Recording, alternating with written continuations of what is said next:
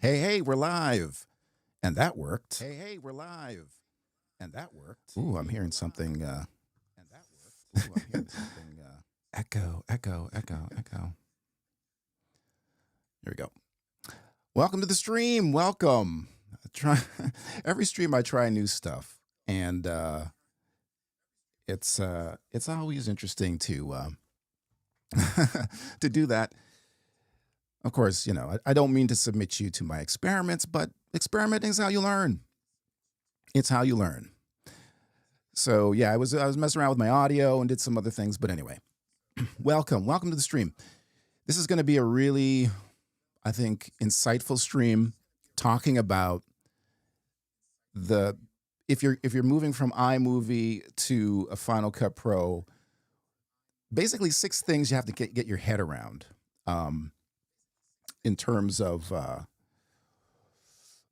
if you want to if you want to progress in Final Cut Pro and you want to not be stuck, there's some thinking you have to sort of figure out.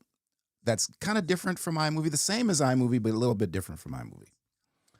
So we're going to go through 6 of those things in this stream. But before we jump in, I'm going to go over here in the stream and see who's here. Let's see. Why am I hearing myself? I don't know. Hopefully you're not hearing an echo. Let me know if you're hearing an echo of the audio. Please do. Please let me know. Let's see. I was considering this for years. Look forward to seeing the pros and the cons. No echo? Good. I guess it's just me. Yeah, the pros and cons. Well, I don't know if it's pros and cons as much as having to really kind of expand your mind a little bit in terms of editing when it comes in Final Cut Pro. Because, how can I put it? iMovie and Final Cut Pro are very similar to a certain point. And then Final Cut Pro kind of gets into this world that's different from other editors, like other sort of traditional video editors like Premiere Pro or DaVinci Resolve. It starts doing stuff that's different, not non-standard, I guess you could call it. All right. No echo. Good. I'm looking forward to the 6 things. I bought Final Cut Pro last month, courtesy of a student discount. Have yet to use Final Cut Pro. Oh, okay. Well then, yeah, this will be very informative for you. Phil, very informative. Echo gone, all good now. Yeah, thank you. I was messing. I don't know why I do this. Why do I do this right before a stream? Mess around with everything. Let me just take everything apart, put it back together again, different. Why do I do that? I don't know. I have a problem. Anyway, so that's probably where the echo came from. Yes, thank you. Thank you, Square and Level. Hey, Stephen Cheese Garden Services. Welcome back to the stream. Good to see you. Good afternoon. Good afternoon. Will this be Final Cut Pro 10 or 11? No echo. This is kind of, it applies to Final Cut Pro 10 and 11. I'm not going specifically into like every feature of Final Cut Pro because, you know, I don't have time for that. You don't want me to do that. But I'm just going to look at sort of 6 overall sort of concepts that you should be aware of and you should look out for. And sometimes people will hit a roadblock with some of these concepts and be like, yeah, you know what? Final Cut Pro is not for me. I think I'll try Premiere, or maybe I'll try DaVinci Resolve. Because in some ways, Final Cut Pro is very different than more traditional video editors, especially ones that I used for years. I mean, I used Final Cut Pro when it first came out in the 90s. I had Final Cut Pro version 1. And I upgraded up to version 7, and that was around 2010-ish. And then they got rid of it, and then Final Cut Pro 10 sort of came about after that. And I didn't use Final Cut Pro after they changed it. I was like so many other pros, I went to Premiere Pro. So then I came back. And when I came back, it was like, ooh, okay, this is kind of different. Hello, Optimus Goes Tesla. Thanks for being here. Yeah, so 6 things. And let me just get my list. And so I'm going to start with the first thing. Just making sure my echo is not happening. Oh, here we go. One more person's climbing in here. Just caught your live stream. Interested to know and learn. Okay, excellent. Brian Small Trains, welcome back. Oh, Gentleman's Sport is here too. I've switched so I know exactly what it means and what it brings. Customized titles, transitions, EQ for voiceover, graphics, effects, shot tracing, and love for camera, something you cannot. Oh, of course. Yeah, no, hey. There's no question about the capability of Final Cut Pro. That's not what I'm questioning in this stream. I've used Final Cut Pro for years. Yes, all that stuff. All the stuff you can't do in iMovie. But at the same time, not everybody needs to do all that stuff. What I'm talking about in this stream is if you're going from iMovie to Final Cut Pro and you want to use all that goodness that you mentioned, Gentleman's Sport, there's some thinking you got to get your head around. That's all. That's what I'm talking about.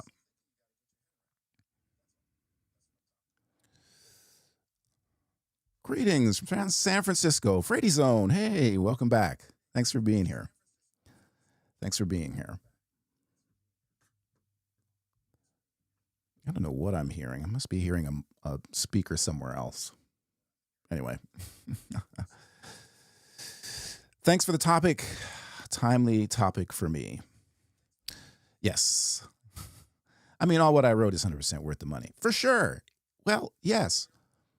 And yeah, but some people, you know, I don't know, sometimes they can't get over that learning curve. And, you know, they'll try something else. They'll try DaVinci Resolve, which has all the same features, but the paradigm is probably easier to sort of grasp because it's more traditional. That's all. I don't know. I love Final Cut Pro. Don't get me wrong. This is not a let's slam Final Cut Pro stream. I've used it for, you know, decades. So I'm a big fan of it. But it's just not, I know when I came to use it, having come from its original incarnation, it was a bit of a learning curve to get your head around some concepts. So that's what we're talking about. Okay, so let's roll into the first thing. And that is setting up your projects. Okay, so, you know, that's kind of basic to everything. You got to set up a project. You got to make settings and stuff before you start editing. So let's just go over to, excuse me, see if this pip works here. Yeah, here we go. All right, so this is iMovie. Probably very familiar with it. This is iMovie. And in iMovie, project setup is pretty straightforward. It's based on a library, right? So the iMovie library, which by default is in your movies folder, everything is in it. So your video clips, your audio clips, all your media clips, there's a database in there that keeps track of everything. Everything goes into the library, everything you import, and it's kind of convenient. Apple calls it a managed library. So it's convenient because you don't have to worry about stuff going somewhere, right? Everything's contained. Everything's self-contained. So it makes it easier to archive your projects. It makes it easier to hand your project over to someone else who's editing an iMovie because everything is together. However, there are some issues with that, and I covered them in another video a few months back, last year, I guess, talking about managing your iMovie library and how it can get really big. And it's great to have everything in one spot, but if it starts getting really large, the database gets big, and iMovie has problems keeping track of or finding things to play them in the timeline, so iMovie can start slowing down. Now, in that video, I talk about managing your libraries and, excuse me, having separate libraries. Like for me, I make a new iMovie library for each project. So I consider libraries projects, and I guess in iMovie they call projects timelines. I call them timelines, and events I consider folders. I go through all that in another video. You can check my channel for that. So iMovie has the managed library. Don't have to worry about anything. Just import, and just you got to worry about letting it get too big. That's it. Okay.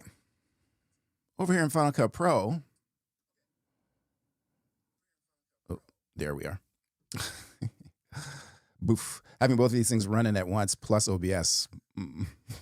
We will test the power of my my Mac Studio here. So this is Final Cut Pro here. This is a project, the video I did for my other channel way back when. In Final Cut Pro, you have two choices. You have what I call iMovie mode, or you can get more advanced with project setup. So in iMovie, with Final Cut Pro, when you first open it up, you get an untitled library up here. This is an actual library, so it doesn't say untitled. And the untitled library is in your movies folder, just like your iMovie folder.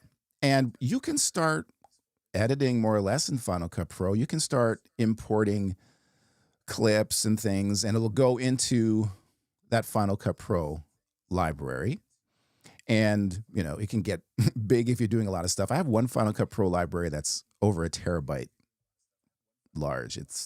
I don't suggest that. That was before I got into, better project management. But it's kind of like iMovie mode. You can have a managed library in Final Cut Pro. Again, the downside, just like iMovie, your library starts getting really big. Final Cut Pro will start slowing down because it's the same kind of thing. It's a library with a database. And there's actually more files, excuse me, in the Final Cut Pro library because there's all these render files and other things too. Database is a little more complex than iMovie. So there's more stuff. So Final Cut Pro libraries tend to be larger, relatively speaking, than iMovie libraries. However, so you can get a big library, and that can be a bit of an issue. However, you can actually you can do something different with Final Cut Pro in terms of the libraries. You can have external media. What does that mean? It means you can store your clips and all your media separately in another folder. And in this particular project here that I'm showing you, I'm using external media. Even though I have a library here, if I click on this library and then go over to the right here, oops, to the inspector, you can see I have these settings here. Storage locations. If I click on that, so you can see right now, this is where you're storing things. So right now the media is stored in the library. I can choose a different location if I want to for external media. This stuff, motion content, is for Motion, Apple Motion, if you're bringing in motion files and stuff like that. It's their animation program. That's where you can store this. And then your cache is like your render files, and usually you want to keep that in the library. And then Final Cut Pro backups. That's the great thing about Final Cut Pro. It actually backs up your library in case something happens, which is good. But you can choose a different location for your media. So, for example, let me just go in here and see. Let me see where I have my files. I'm just going to go over to the other monitor real quick and see where I've stored some other files here, because I just want to show you what it looks like to have external media.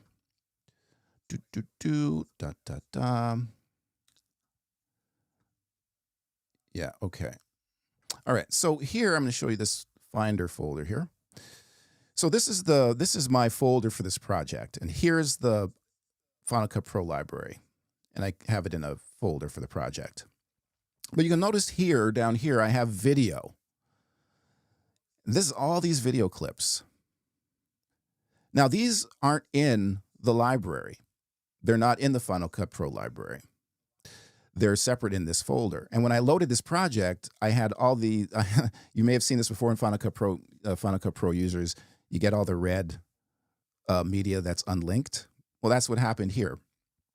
And that's the downside, not a major downside of storing your media externally, is that the links can be broken.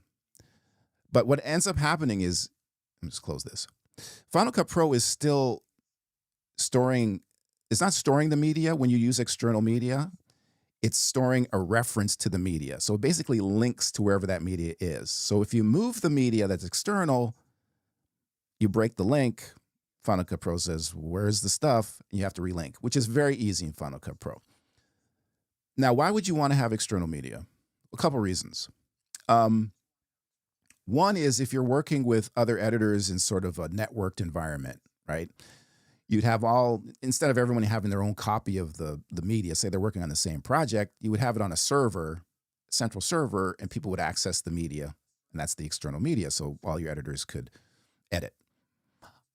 I'm sure few of you are in that situation, but however, I find it useful to have external media when I want to use that media in another project. So say I'm doing a Final Cut Pro edit, but I want to use all those clips in, another edit, like a motion or another project.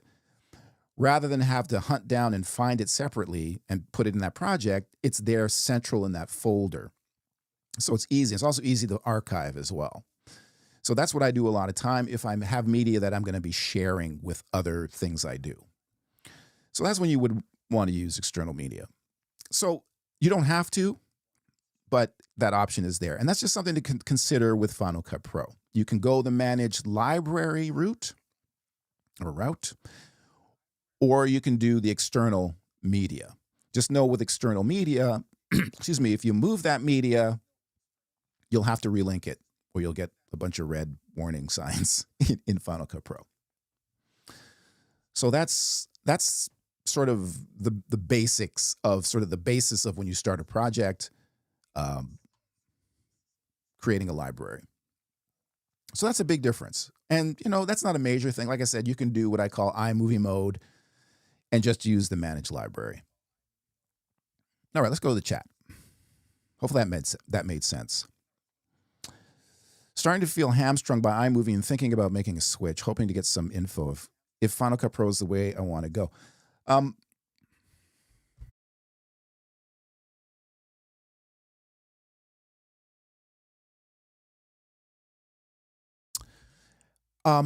Yeah, like I said, referring to an earlier comment, Final Cut Pro can do pretty much everything if you're, willing to learn how to do it. That's all.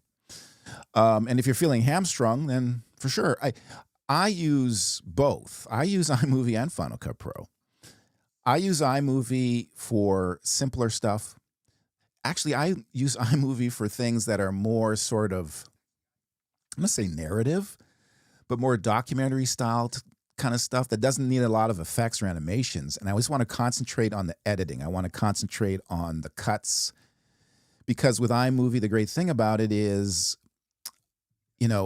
all the clutter is not there. And you see your material. It's there, right? You're not distracted by the stuff.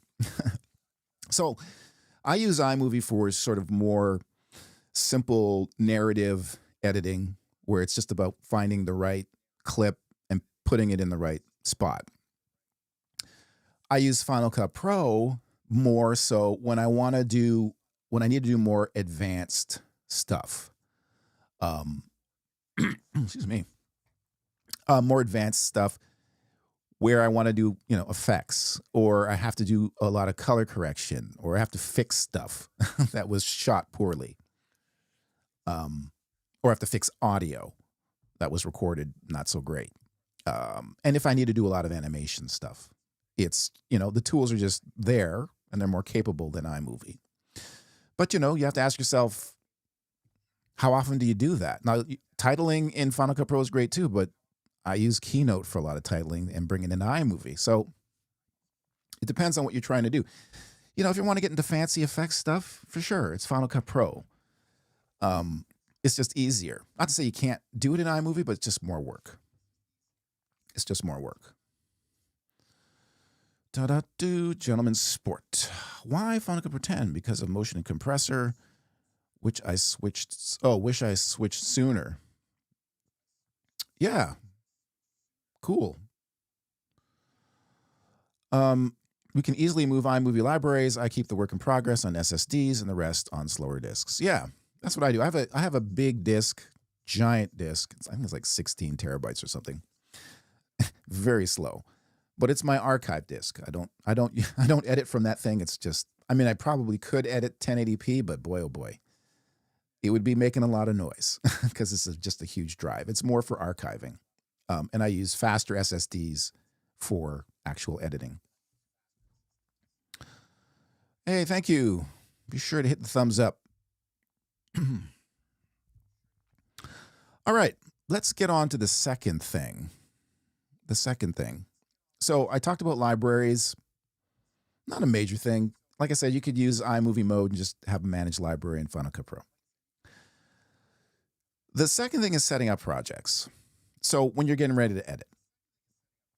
So in iMovie, again, the managed library, it's managed everything. So when you're in the timeline getting ready to edit, and you want to set the resolution and the frame rate of your project, well, in iMovie, there's no menu for that. It's set by the first clip you put in the timeline, which is like, hey, great, that's convenient. The problem is, and of course I made another video about this, the problem is when, for example, I'll give you an example. Say you're editing a 1080p project. You want to edit a 1080p project in iMovie. But one of your clips or several of your clips is 720p. And you happen to put the 720p clip as the first clip in your timeline in iMovie. And then you put in your 1080p or maybe 4K. And great, you finish editing, and you go out to export. And you go up to export file. And then this resolution is limited to 720p. And you're like, wait, and 1080p is grayed out. It's like, why can't I export at 1080p? That's what I want to export at. It's because the first clip that you put in the timeline was a 720p clip. So that's something you have to be aware of with iMovie. I guess they didn't anticipate people editing iMovie with different resolutions for some reason. But I did a video on how to set the resolution frame rate of your iMovie project using what I call dummy clips that you can create in Keynote. There's a video on my channel explains how to do it. But so iMovie, there's resolution, frame rate, first clip. In Final Cut Pro, on the other hand, because it's Pro, before we do that, oh, never mind. I'll come back to that. You can set it. You have controls, right?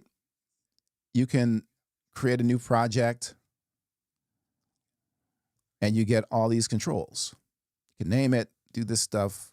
You can use custom settings, or like iMovie, you can put a clip in the timeline in Final Cut Pro, and it'll ask you, is this what you want the rest of the project to be set to? And you can say yes or no. Or you can get specific, right? You can video, resolution, format. Oh, there's a resolution. That's format. Resolution, frame rate, all this stuff. Rendering, codec, all this stuff you can do. Audio, stereo. So you can fine tune your project settings, or you can use automatic settings. Like I said, just drop a clip in. So that's convenient. So in a way, that's kind of iMovie mode. Automatically drop a clip in, or you can get specific. Now, if you want to get detailed in setting up your projects, like say you want to do something like I mentioned, say it's you're gonna, a lot of people they want to. They'll shoot in 4K, they'll record in 4K because they want to be able to zoom in and out in the footage and reframe without it getting blurry. So they'll record in 4K and then they will bring that into a 1080p project, right? So because it's lower resolution, you can zoom in. So you'd have to set that. You can set that manually in Final Cut Pro. You could set up the 1080p timeline and then bring in your 4K footage. There's no real downside. It's just you have to be aware, right? You have to understand video resolution. You have to understand frame rate to set those things. So that's just one of the things, of course, because it's a pro app. It gives you that customization, but you need to understand a bit about video and how it works. So that's just, I mean, that's not a major issue to get your head around, but it's something more you need to know, where you didn't really sort of need to know that with iMovie. You got to understand that a bit with Final Cut Pro. Hey, thanks for being here. Thank you always for sharing your knowledge. Oh, you're welcome. You're welcome, Tasha. Any questions about Final Cut Pro in terms of libraries and setting up projects? That stuff isn't a big lift in terms of getting your head around. It's just have to think a little bit more. You just have to think when it comes to setting up a project in Final Cut Pro. You just have to think ahead a bit more. That's all.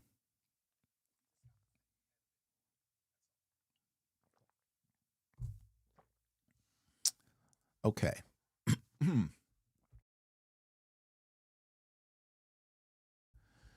My goodness. Is there anything we need to do for audio settings for YouTube and so on, like before exporting?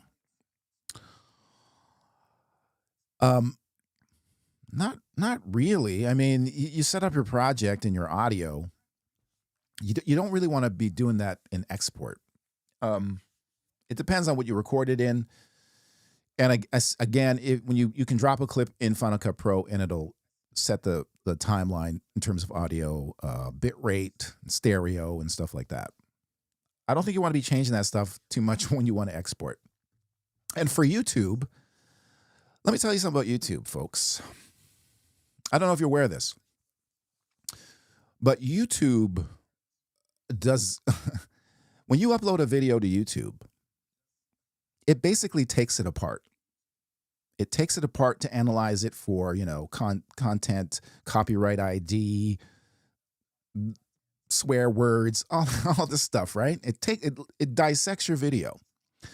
It also optimizes your video, both for the video aspect and the audio. So YouTube actually compresses your audio. It does a normalization for the levels and stuff like that. It does all kinds of stuff to your video. I see a lot of people really worrying meticulously, worrying about their export settings for YouTube and all this kind of stuff. And it's like, it's going to take that thing apart. And also because it has to, it's going to dump a lot of the bit rate and information that you so painstakingly put into that video, because it has to optimize it for its platform. All the millions of hours of video, it can't store it at, the resolution people upload at. There's no way. It would crash in like a second. So it takes your video apart, it re-encodes it or transcodes it, and it does the same with the audio. So it actually optimizes the audio. And I've noticed this in several tests with YouTube. So I've done it with really good audio and really not so good audio, and YouTube does a pretty good job of leveling that stuff out. So just to let you know about settings and stuff. That's why for a lot of creators who are doing, beautiful 4K cinematic footage and working so hard, YouTube is like dumping a lot of that quality, unfortunately, because it has to. It has to store all this video. It has to do some stuff. I mean, it does a really good job of maintaining as much as possible, and it gets better and better, but it's dumping a lot of stuff. It's dumping a lot of the quality. Let us know, what's the best resolution export video on Final Cut? Well, it depends on what what did you record on?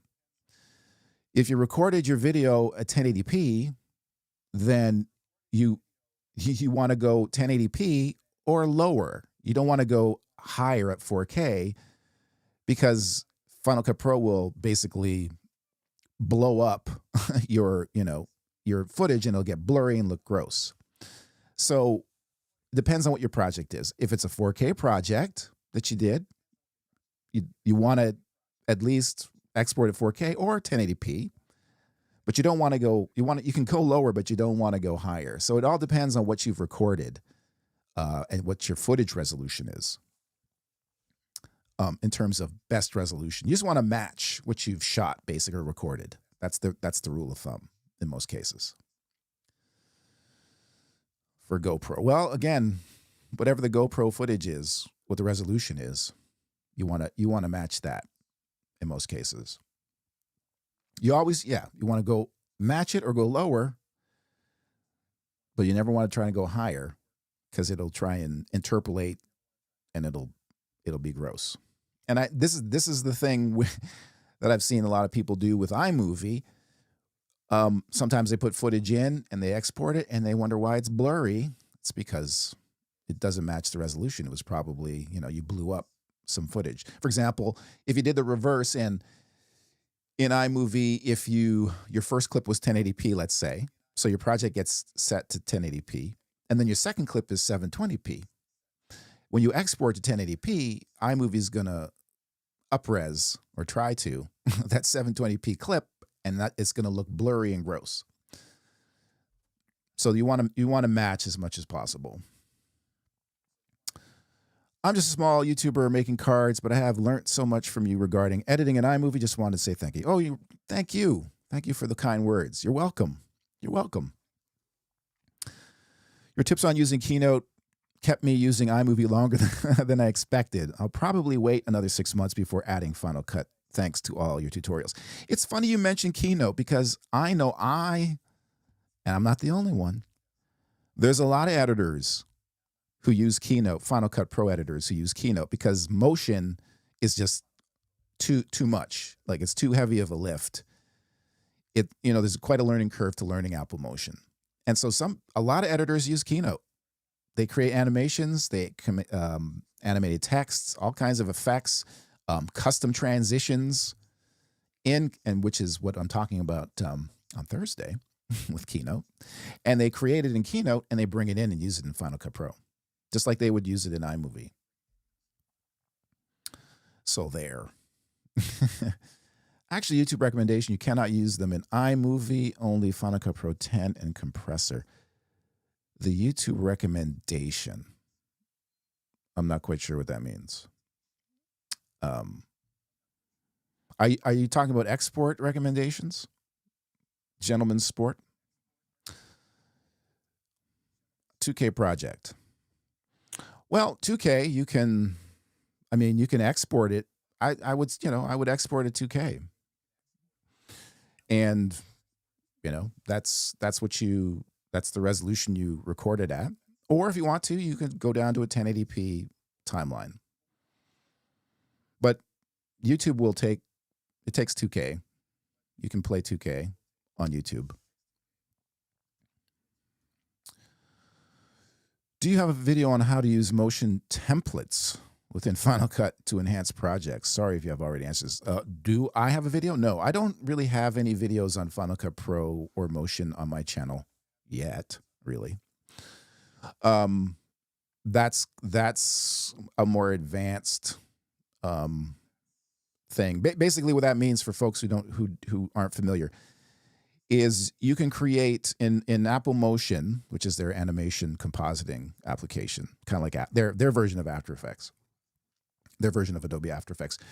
You can actually create templates in there that you can create an animation template and leave placeholders for actual media called drop zones. And you can import that into Final Cut Pro and then use as a template so you can reuse it with different media, putting different media in the drop zones. I believe that's what you're referring to, Tasha. Yes, export recommendations. Yeah, you can do I did a whole video on export recommendations for iMovie for YouTube. And I go through the bit rate, everything. And you can adjust that in iMovie.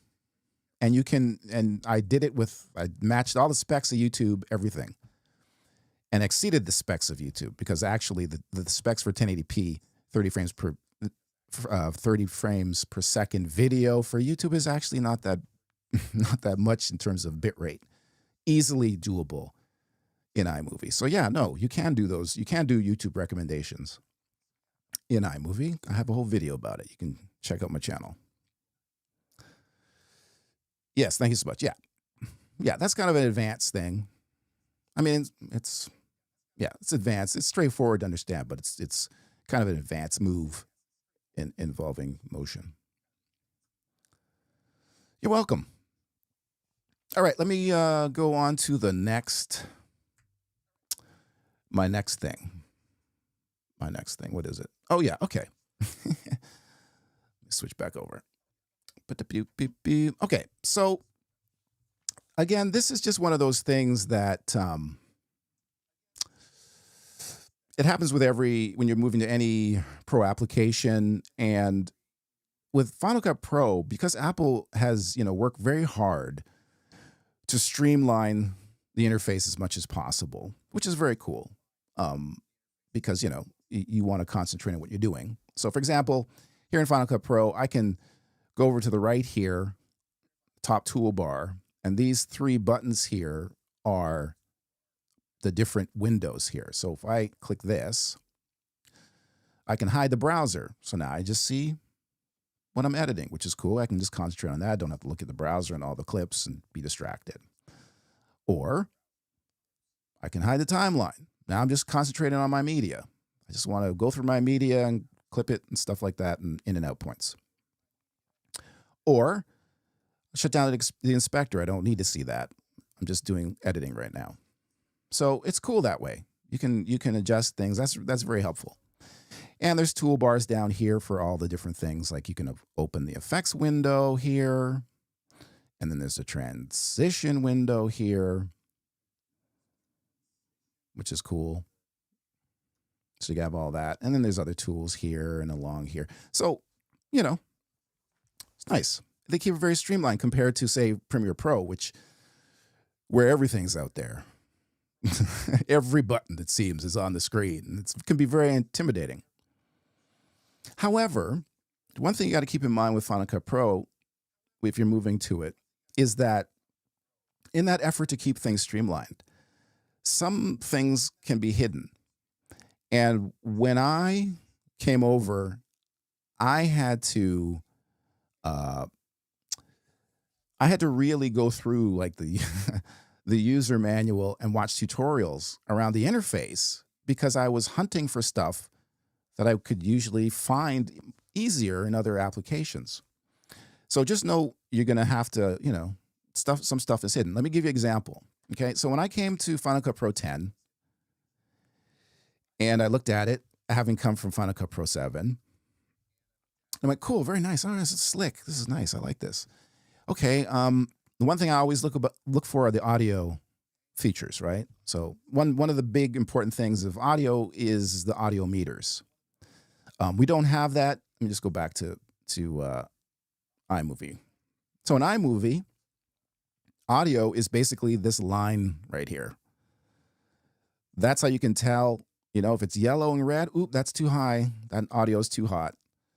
Bring it down here. That's a good level. That's how you gauge your levels in iMovie with your clips. I mean, it works. However, you run into an issue where if you have a bunch of clips together, so I have me talking and I have music here, and if I had sound effects, and all their levels may look fine graphically, but the sound combined may be too loud, and I can't tell that in iMovie because there's no meters. Again, I made another video about how you can hack together audio meters for iMovie using a third-party set of meters, or actually using Audacity and using their audio meters to measure your audio in iMovie if you're doing a complex audio mix. If it's very simple, you don't really need that. So audio meters for me are an important feature. So when I came over to Final Cut Pro, I'm like, cool, okay. I remember in Final Cut Pro 7, the audio meters are on the right here. Okay, there's no meter. Maybe it's a button up here. No, that's transitions. That's effects. No, that's clip appearance. No, that's soloing. Where's the audio? Oh, wait a second. There it is. There's the audio meters. Okay, cool. They're kind of small. I can't really do any real meaningful audio mixing with those little meters. I mean, it'll tell me if it's clipping. If it's too hot, it'll turn red. Where are like the big meters?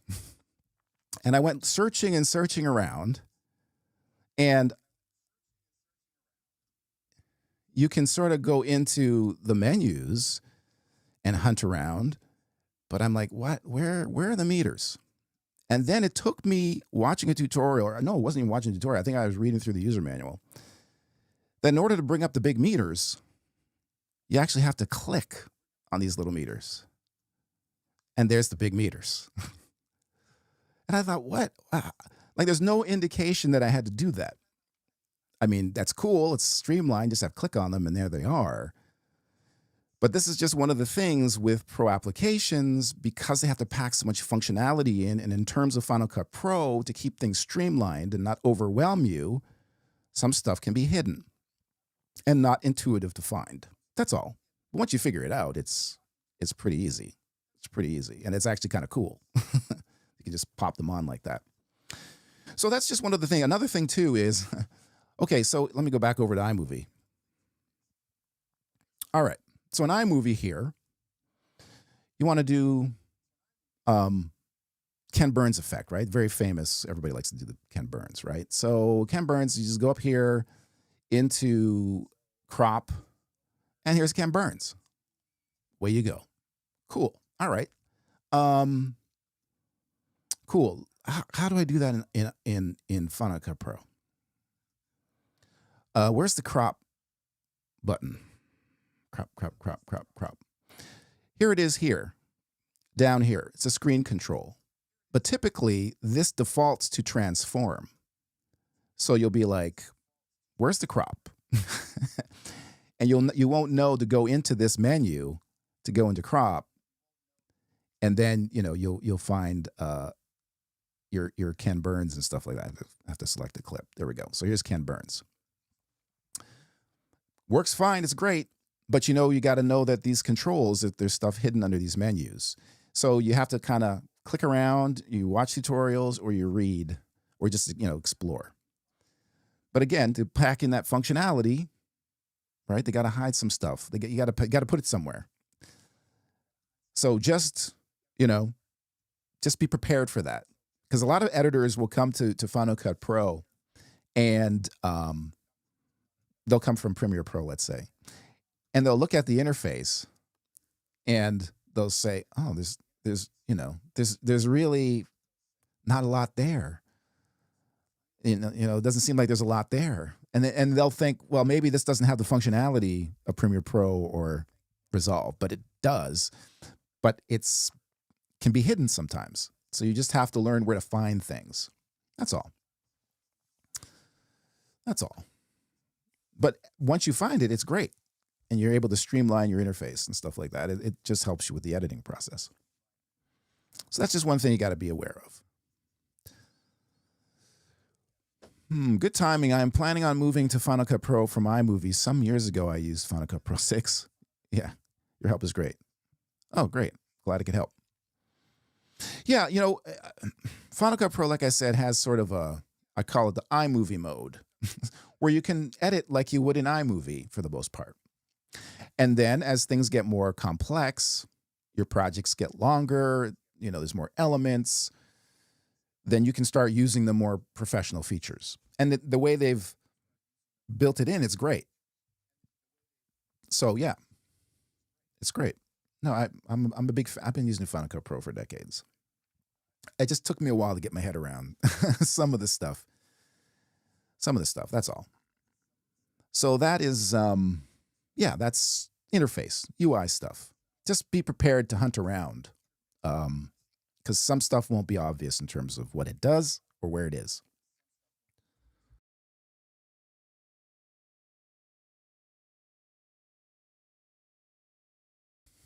Any questions so far about that stuff? Let me know before I push on to the next point. Let's see. Oh, yes. Okay.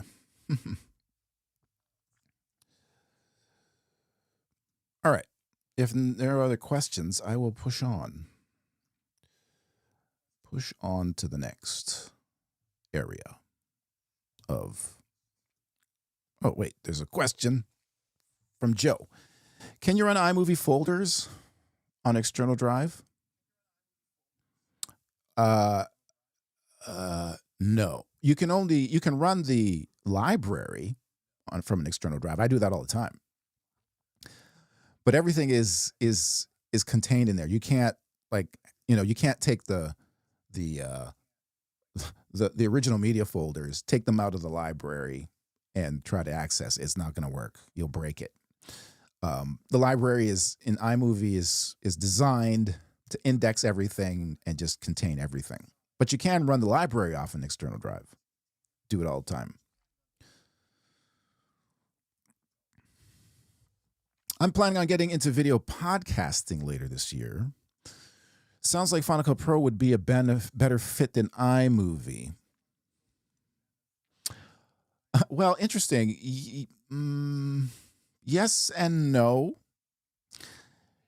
I mean, as I've shown on this channel, you can do just about anything with iMovie, except it just takes more work than with something like Final Cut Pro. For a video podcast, those tend to be long.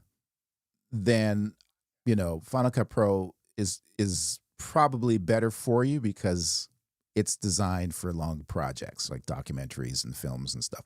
However, you can edit long projects in iMovie too. And actually, that's a topic for an upcoming session, an upcoming live stream. I'm going to talk about editing long projects, half hour, 2 hour, 3 hour in iMovie and how you would do that.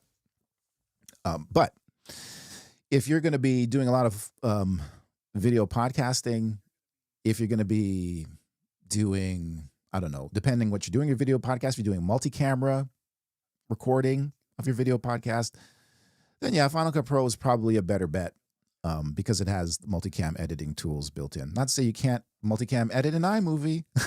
Again, it just takes more work.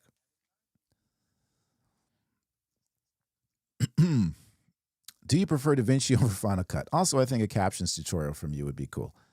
I always get that question. DaVinci over Final Cut. Yeah. I have so much experience with Final Cut Pro. I don't have a ton of experience with DaVinci Resolve, though DaVinci Resolve is very much like Premiere Pro, which I do have a lot of experience with. So it's not like I can't use it. DaVinci Resolve has some features in it that Final Cut Pro doesn't have yet.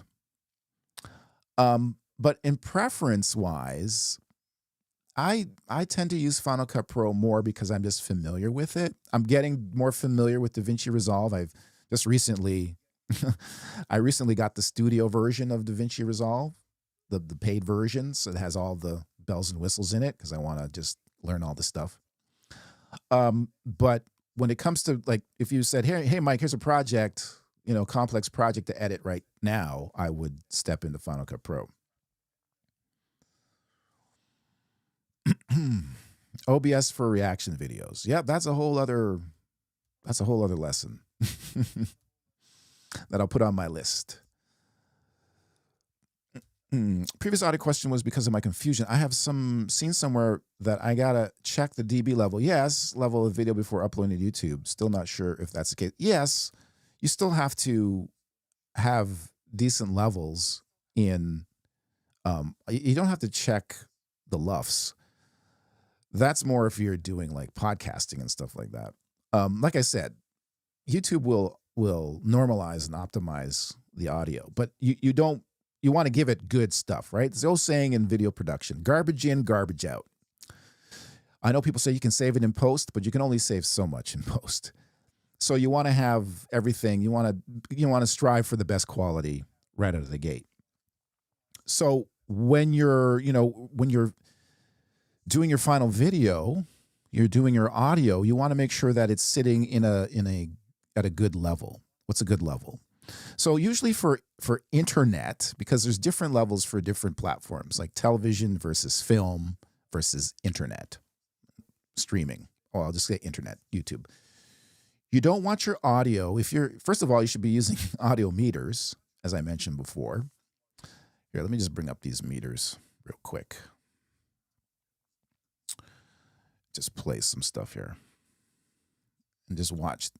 Oh, I'm going to crash. Watch the meters. So you see the meters bouncing? I'm kind of in the way here. I'll move myself out of the way. There.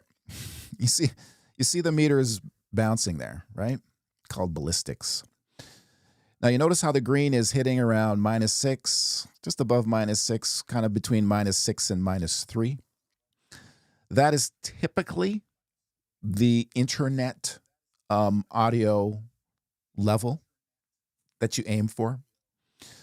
Television is usually lower. It's around -12 in my experience, between -12 and -20, because it's just a different system. But you don't want it going past 0. Okay, you never want any audio going past 0, because that's when it's distorted. That's overdriving the audio, and digital distortion is horrific. If this was analog is a little more forgiving, but digital, you hit past 0, it's crap. It sounds terrible. So you never want to go past 0. So you want to sit around. I go for like -6, just above -6, -3. That's just me. That's been my experience, and that's what I use for my audio. All right, let me pause that, go back over here, and push me back into where I was, my spot. Actually, I'll stay out here just in case I have to talk about this some more. Live adjustments. Anyway, I hope that answered your question in terms of audio levels. Let me go back. Great topic. I will be sticking with iMovie for now, Mike, but still enjoying listening. Better editing is something I'm interested in, and your instructions and input is massively appreciated. Yes, cool. Yeah, editing is the bulk of editing is basically choosing the correct shot and putting it in the right place. That's the bulk of it. Everything else is kind of extra when you think about it, for the most part. So pretty much any video tool out there can do that. Then the question becomes, how efficiently can it do it? How quickly can it do it? How does it work with the way I think, right? And that's when you start seeing the differences. But as I go back over to iMovie, it's a very simple interface. And what I love about it is that the material shines through, right? That's what you see. And it forces you to concentrate on the actual material, on the actual shots, and the selection of the shots, and how you're arranging the shots. Now, there is some extra stuff you can do. But in a case, when you get to something in a situation where a lot of times the stuff that you're working with isn't optimal, and you have to fix things, like you have to fix the color, you got to fix the sound and all that kind of stuff, then something like Final Cut Pro is easier to do that, and it has more power to fix stuff. And that's what I find, and do more complex stuff. But editing at its core is choosing the right shot and putting it in the right spot.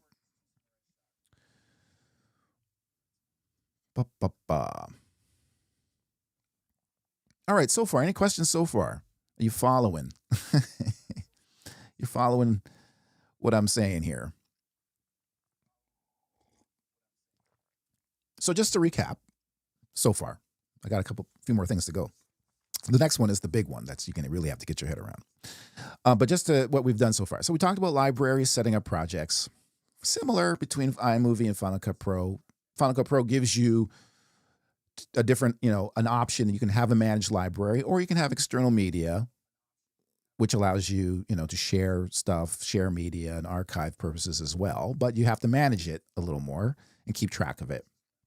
Talked about the interface, how some stuff can be a little hidden, because they're packing so much in there. They want to keep the interface approachable, but still want to have all the functionality, which means they got to hide stuff someplace. And sometimes it can be just a little challenging to find it. But once you find it, it's fun. Yeah. So this next one I want to talk about is, let me just go to some more questions here, and then I'll go to the next thing. Thanks as always, my man. You're the best. You're welcome. Thanks for being here. Thanks for everyone for being here. Thanks for all your help. Been really enjoying your content. Last time I looked at editing was the video toaster days. Yeah, I remember those. Early 90s, late 80s. You're really helping me bring me up to date. Yeah, sure. Video toaster, switching, live switching. I mean, OBS is the same kind of thing. OBS with the Stream Deck is basically the toaster. Just sort of streamlined. But yeah, you are welcome. I'm enjoying binaural audio and stereo panning levels and compression plugins. Wow, that's advanced. Are you doing 5.1? Surround, gentlemen, sport, 7.1? Getting to some real fun audio stuff. Placing your audio. All right, let me get into the next thing. Okay. I'm going to now talk about, and I'm going to actually move these meters because it's bothering me. I'm not liking the layout of my stream. Here we go. So the next thing I want to talk about is probably the most important part of Final Cut Pro. You need to understand this part, this thing, or you're dead in the water. You just won't. You're not going to be able to do much of anything. Okay, what am I talking about? Well, first let's go to iMovie for a second. I'll give you some context. So here in iMovie, right? Excuse me. Up here, let me just change this interface a little bit here. Okay, so here we have our viewer, right, in iMovie. Everybody knows that. This is where you play stuff and you can see it moving. And then above the viewer, we have the toolbar. And we got our overlay settings and all our settings. We could do our color correction stuff, our matching, our color correction. We do our cropping. We can try stabilize shaky video. We got audio. We got speed adjustments. We can add clip filters here. And as well, the info pane here where we can actually change the duration of clips. So we got all it there, right? Cool. Everything's kind of there. Now, let's go over to Final Cut Pro.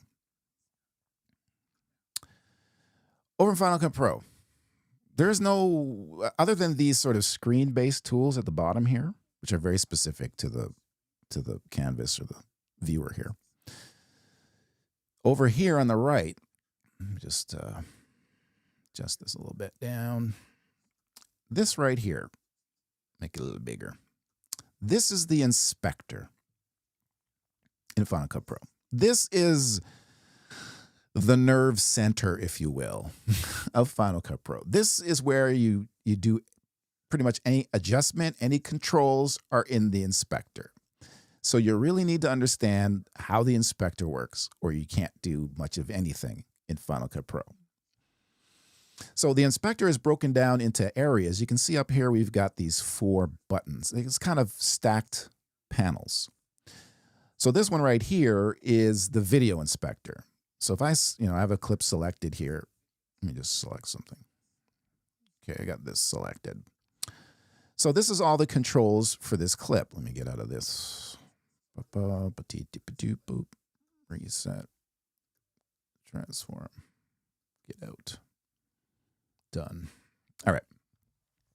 So I have all these controls that control this clip. So I can do stuff like scale it up, stuff like that. I can move it, position it, X, I can do Y,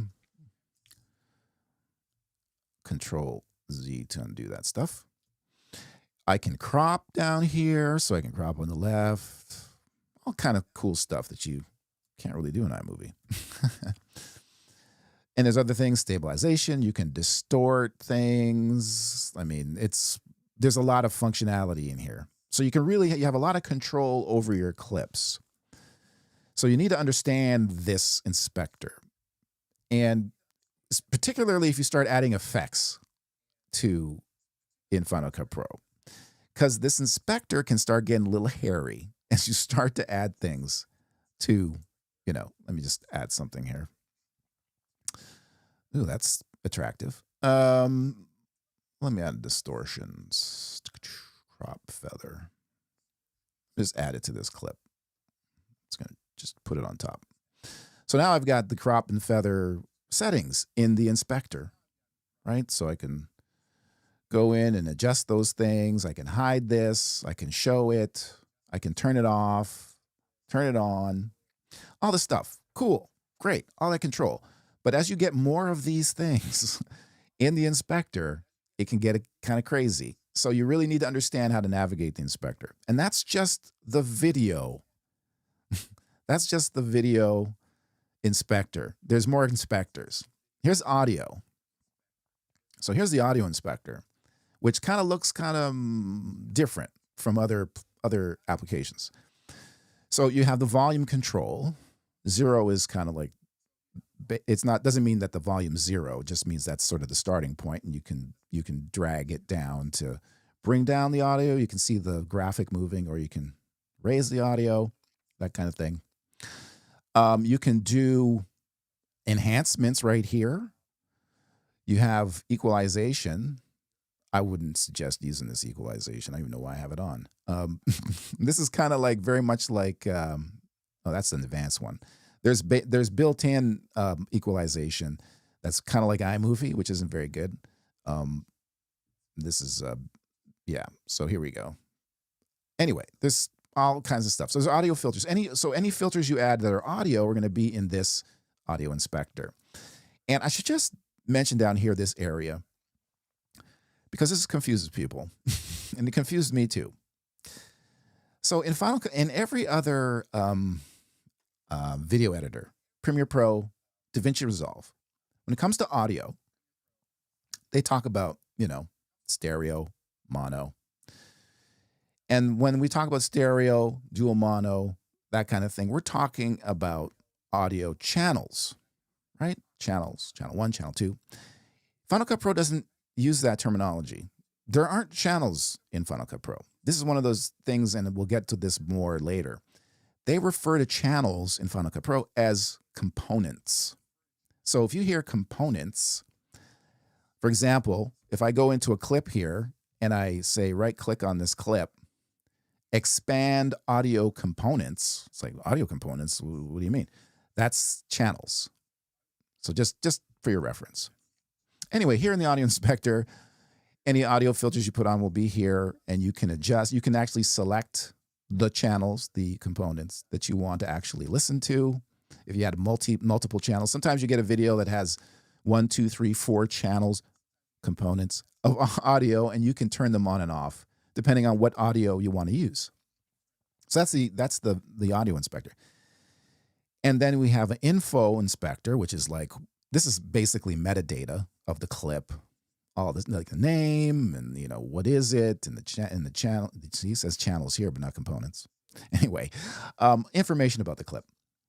And then here is the the color inspector, and this one is wild when you first open it. What is that? This is the default color adjustment interface for Final Cut Pro, the color board, they call it. And these are referred to as pucks on the color board. So think shuffleboard. These are pucks. And you adjust, I'll get into this later a bit more, but you adjust color using these pucks. Anyway, just to say that is the color inspector. So any color correction filters and stuff will be in the color adjustments or the color inspector. So my point of all this is this. You really need to understand this thing, the inspector, and how it works if you want to really use Final Cut Pro. It's not difficult to understand, but everything is there.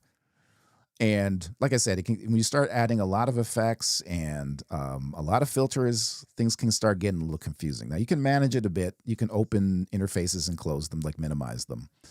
But yeah, so iMovie has the toolbar, which is, this is the extent of iMovie's color correction. It has the toolbar. I guess these are kind of pucks, I guess, technically, but they're a bit more like sliders than anything. But this is iMovie's toolbar / inspector, you could refer to it as. And then Final Cut Pro has a full up inspector, very similar to Keynote, which has an inspector and pages and stuff like that. So you just need to know that. So that's just one thing you got to get your head around is the inspector, not be intimidated by it. Any questions about that? Am I still streaming? It's kind of quiet in the chat. Am I still on? Yeah, it's 23 people watching. Okay, good. Any questions about that? The inspector, Final Cut Pro inspector.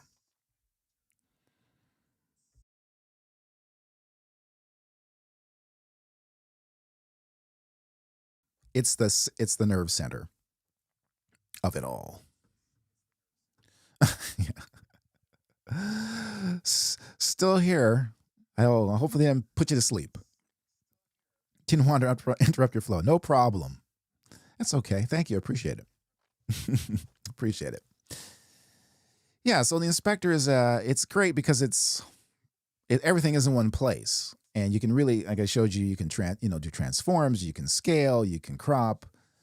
And let me just go back because I didn't even mention this. This is where you also do the animation in the inspector. Using keyframes. So you see these little empty spaces over here on the side. These are the keyframe. This is the keyframe interface. So animating in Final Cut Pro uses keyframes like just about any other video application. You can do keyframe editing in iMovie, but it's very rudimentary and a little challenging to use to do anything complex. But here in here in Final Cut Pro, you have keyframes. So those are in the inspector as well. So everything is in the inspector. Everything's centralized in the inspector. So you need to get that. You need to understand that as well. So I just wanted to point that out. Yeah, got to know that. All right. So take a few more things in the chat before I get to probably the biggest thing that not stops people, but challenges them when they move from iMovie to Final Cut Pro. But before I do that, not related, but for YouTube with a webcam, is there a real benefit to buying a 4K webcam versus 1080p?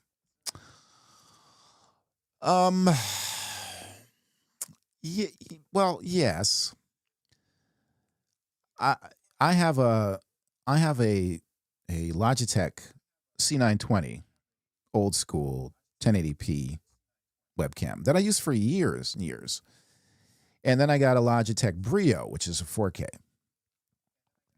So you get a sharper image because you have a 4K sensor. Like you can record and stream. I don't think you'd be streaming in 4K, but you can record in 4K. But you can record in 1080p and stream in 1080p with a 4K webcam, and it looks pretty good. It looks better than a 1080p webcam. So, yeah, I mean, if you can, if it's within your budget and stuff like that, I always aim for something a little more, and then you can always, like I said, you can turn it down to do 1080p. Also, it depends on the brand too. I've only used the Logitech Brio 4K, so I don't have experience with other 4K webcams. Want a question? Here it is. Is it worth it to spend time and effort on stereo panning for YouTube videos? Mainly consumers are watching on phones. Yeah, I have a feeling that I'm wasting my time. Well, you know what? Actually, gentlemen sport, a lot of people are now watching, I know I do in my family, We watch a lot of stuff on television. We watch a lot of YouTube on TV. So I don't think you're wasting your time. And more people are watching it on TV. So I wouldn't say you're wasting your time. If it's, if it's adding to the experience of your content and it's not distracting, if it's really enhancing it, then sure. Go ahead. So because sometimes it works for the story or whatever it is. I don't know what your content is. But if you have, let's say for an example, simple example, you have a car that's in the shot, it's going from left to right, let's say, and you're panning with the car. Having the audio pan with the vehicle kind of makes it a little more immersive, right? So it makes sense and it enhances it. And so I think that kind of panning, works. It's just when you start getting a little too, and it's not making sense with the picture and it's confusing, then I don't know. But I think it's still worth it. It's still worth it. I mean, we're all still using stereo music tracks in our videos. And so, that stereo, depending on the music track, there's panning going on there as well. So yeah, I don't think it's not worth it. All right. So I talked about libraries. I talked about the interface. Talked about the inspector. All right. I need a sip of water for this one.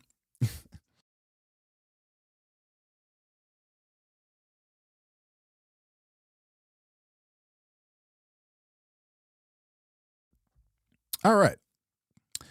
So here is the thing that makes Final Cut Pro so different from other editors like Premiere Pro and DaVinci Resolve. And that is this whole concept of the magnetic timeline, right? Now, if you're using iMovie, you have experience with the magnetic timeline. I'll just go back over to it. You have experience, right? You've got, and it's funny, in iMovie, I guess they call this the main timeline. And then over here we have on top of it is the overlay track. And in the overlay track, we have connected clips, right? So here's a connected clip. This clip is connected to this, and it's over top. And we talk about magnetic as well. You can't put gaps in your tracks. That's part of the magnetic concept. There is a way, but that's a whole other video. But anyway, things stick together. You don't get gaps, and you're connecting things. So iMovie, like Final Cut Pro, is trackless. Editors like Premiere Pro, DaVinci Resolve use tracks. You see they have video 1, video 2, video 3 track, and they have audio 1, audio 2, audio 3, and so on. Not Final Cut Pro or iMovie, trackless. So in iMovie, we have the main timeline, we have the overlay track, and then we have clips connected. We have the music well down here, which is an independent track for music. So it's not connected. You notice there's no connection to any of these clips. But here is connected audio connected to these clips. Those are sound effects. So this whole concept of the magnetic timeline and the whole concept of that is taken to the greater degree with Final Cut Pro. So let me go over. And this is where people kind of go, what the what? So here in this project, I've got like all kinds of connected clips here. Right? So in Final Cut Pro, they call this, let me just move this up a bit so we can see more. So here, this right here is referred to as the storyline, the main storyline in Final Cut Pro. So again, Final Cut Pro, trackless. We don't have tracks. Don't say tracks around here, mister. It's trackless. We have storylines. So this is the main storyline. And then I have a bunch of connected clips connected to the storyline. And then I have clips connected to clips. Excuse me, which is what you can do in Final Cut Pro. In iMovie, you have one timeline. Go back again. So you have your timeline and overlay, and that's it. You can't. The only thing I can go above here is text. That's it, text track. But that's it. You got one. That's all. You can do a lot with one, but you're limited to one. And back over in Final Cut Pro, you can keep going all you want. Look at this one. I got a title there, and then I got another one. And so all of these things, you can keep going, right? So it's storyline and connected clips. So that throws people. But here's what really throws people is that you can have other storylines. You can have connected storylines connected to the main storyline. What? Okay, I got an example over here. Okay, so here's an example. Okay, you see here, these two clips. Not much going on here. It's not a great example, but let me see if I can find a better one. I've got a better one. Nah, that one's not either. Okay, I'll just use that one as an example. Okay, let me zoom in. So you see here how this clip, just looks like a connected clip. We got the title there. And then this clip and this clip are surrounded by this gray outline, this gray box. What's that about? Well, what that tells me, or tells you, is that these two clips are actually in their own storyline, right? This is a storyline. This is like having your own timeline. It's like a separate timeline where these clips are happening. Now, why would you want to do that? Why can't we just use connected clips, Mike? Why do we have to have another storyline? Well, have you ever tried, I'll try it right here. Have you ever tried, actually, let me go to iMovie, is probably the better example. Have you ever tried in iMovie? So I have these two overlay clips, these two cutaways. And let's say, you know what I'd like to do? I'd like to put a transition in between these two clips. Look at dissolve. Okay, let me just do that. Grab my cross dissolve. Yeah. Nope. Can't do it. Can't do it. Doesn't work. Can't put a transition between two connected clips here in iMovie. Likewise, if you've ever tried to move it, right? Let's say I want to move this over a bit. It totally disregards the clip in front of it and starts to overwrite it. It's like it doesn't respect it at all. So this is the behavior of connected clips in iMovie. And it's the behavior of connected clips in Final Cut Pro as well. Same kind of thing happens. However, and say I want to put a dissolve between here. This is where connected or secondary storylines comes in. So I can put, let me just go over, and I'll just grab this. I can put, watch what happens when I put, boom. See what happened? I put the dissolve in there, and it automatically changed this into its own connected storyline. Because a connected storyline is like its own timeline. It's independent. So I can actually, let me just undo that for a second. Actually, let me go back. Do that again. So that's what this gray outline is. I can also rearrange clips because it's like its own timeline. I can't do that with connected clips. Connected clips will ignore all that stuff. So you can have storylines on top of storylines. And that's the concept you have to understand in Final Cut Pro. It's trackless. It doesn't use tracks. It uses storylines. And so you can think about this as being the main, or even think about it as timeline. So this is the main timeline down here, the dark shaded area. Oh, you can't see it. My face is in the way again. Let me just move myself again. This dark shaded area is the main timeline. You can think of it. And then you have connected clips, and then you have other storylines or other timelines. So this is another timeline, and this is another timeline that's connected. So a complex project in Final Cut Pro becomes a bunch of storylines with connected clips with connected storylines. And that's what throws people in terms of editing in Final Cut Pro. I hope that made sense, the whole concept of connected storylines. But that's what you got to think about. There's no tracks. And we'll talk about audio as well, which is even more complex when it comes to this whole trackless paradigm. We'll go back. I hope that made sense. Captions tutorial. I've heard problems even with the latest edition on Final Cut Pro, and writing on screen with the iPad and pencil tutorial may be cool, especially from you. Yeah.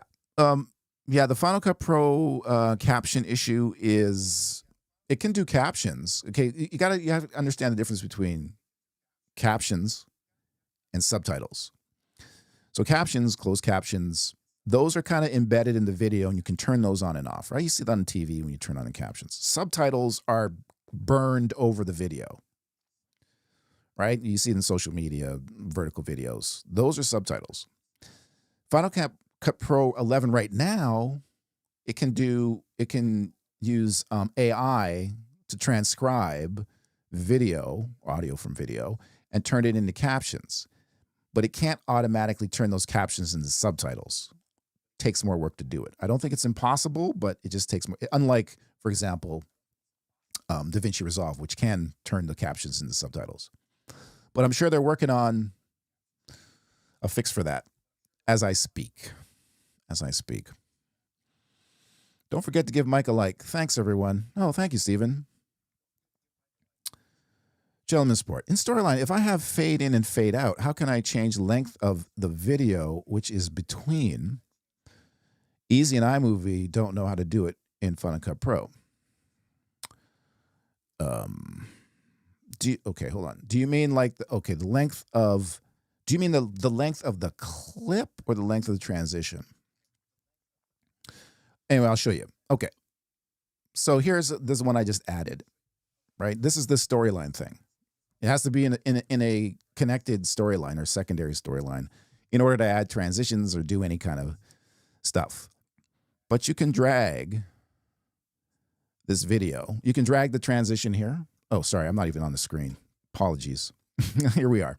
Okay, so in Final Cut Pro, you're talking about changing the length of clips. So in order to, and you have a transition. First of all, it's going to, as soon as you put a transition, are you talking about in the main storyline or the secondary storyline? I'll show you both. Okay, so here we are in the secondary storyline I just created, right? So I've added this dissolve, and it automatically does a dissolve in and dissolve out. So blah, blah, blah, blah, blah, blah. Say I want to adjust this. Well, I can just drag on the edges to change the duration of that transition. So you can do that. You can move these clips around, that kind of thing. I'm not quite sure if that's your question, but you can do that. Now in the main timeline, let me just try that one here and just show you. So say I put a transition between, I'll just grab this and just put it here. Okay. So here's my dissolve between these two clips. Let's give it a chance to render here. Yeah, it's taking some time. Got a lot going on here. Hasn't rendered yet. Come on, render. Anyway, doesn't have to render for me to show you. So here's the transition. And what I do in Final Cut Pro, when I want to adjust transitions, clips and stuff like that, I actually use the precision editor. iMovie has a precision editor. If you saw my video on that for advanced, you can use it in iMovie to adjust transitions. But I find in Final Cut Pro 2, that's what it's good for. So if I right click on this transition, show precision editor, I get this funky interface here where now I can adjust the length of the transition. I can adjust the length of the incoming clip here, like when it comes in, when it goes out, same with the incoming clip. I can do all kinds of stuff in there. So that's what I use to adjust transitions in Final Cut Pro. And there's a precision editor. If I go over to iMovie, There's also one in iMovie as well.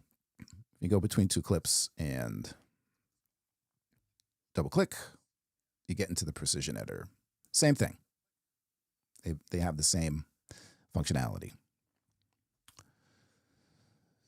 That yellow line around in effect only, not video.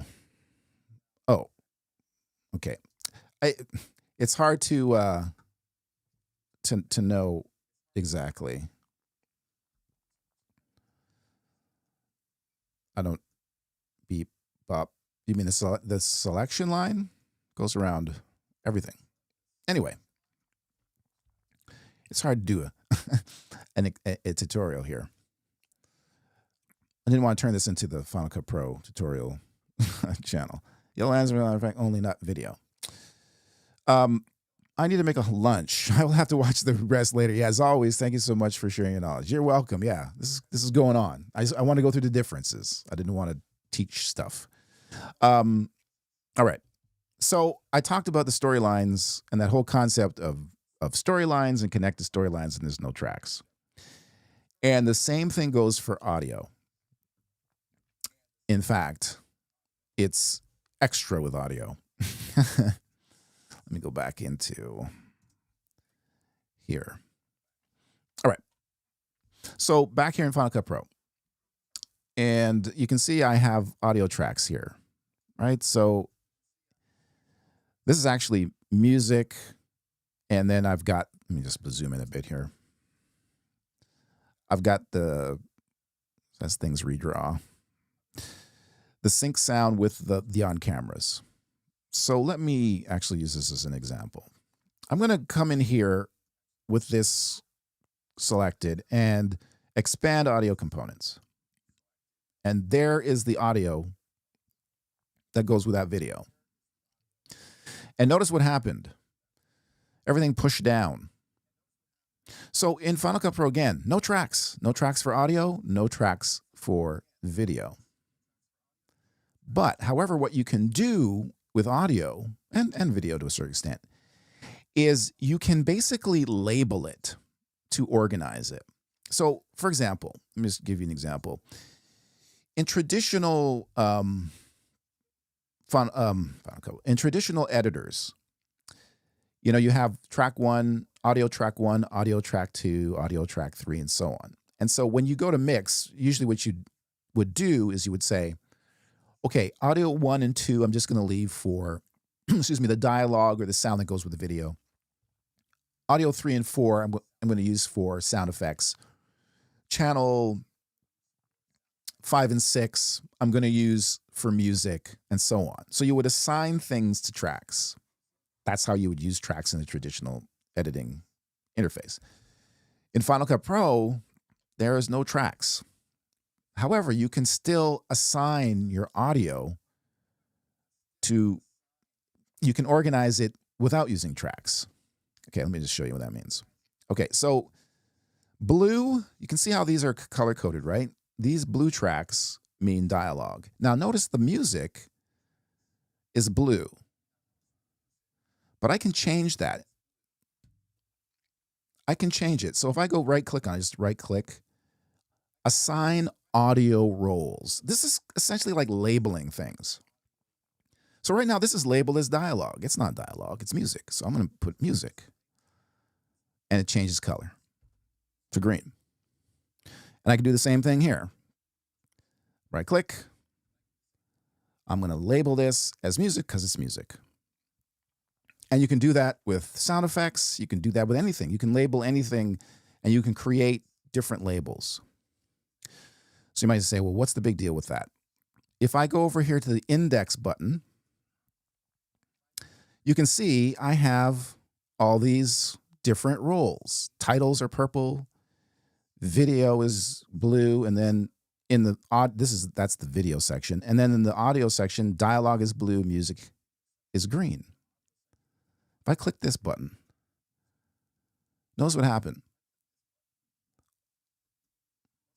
See how that audio went away? It didn't go away, it just minimized. It's still there, but it's out of the way now because I just want the music to show up so I can work with it.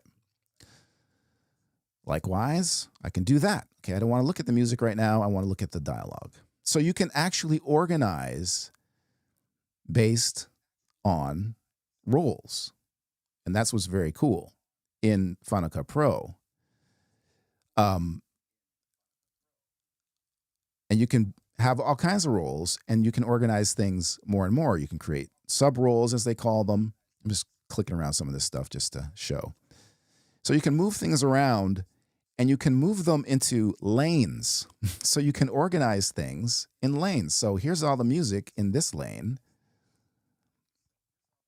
and you can have one for dialogue, right? So basically my point is this.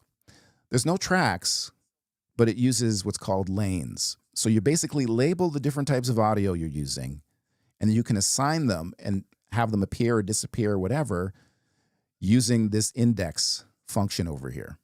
So I can down here it says show audio lanes. Hide audio lanes. Now usually they usually show a name of what it is, but anyway.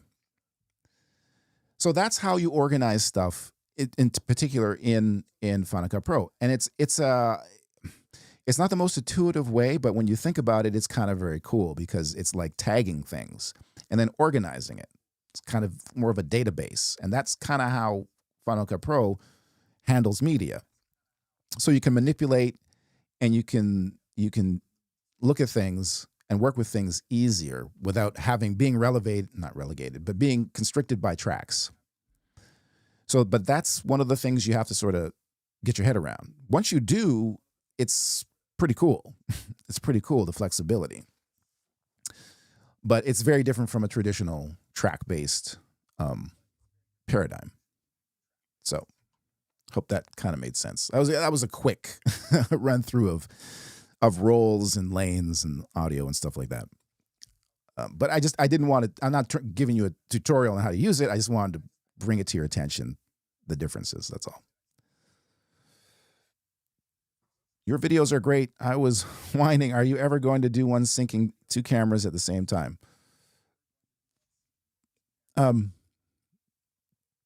Multi-camera. You can do multi-camera.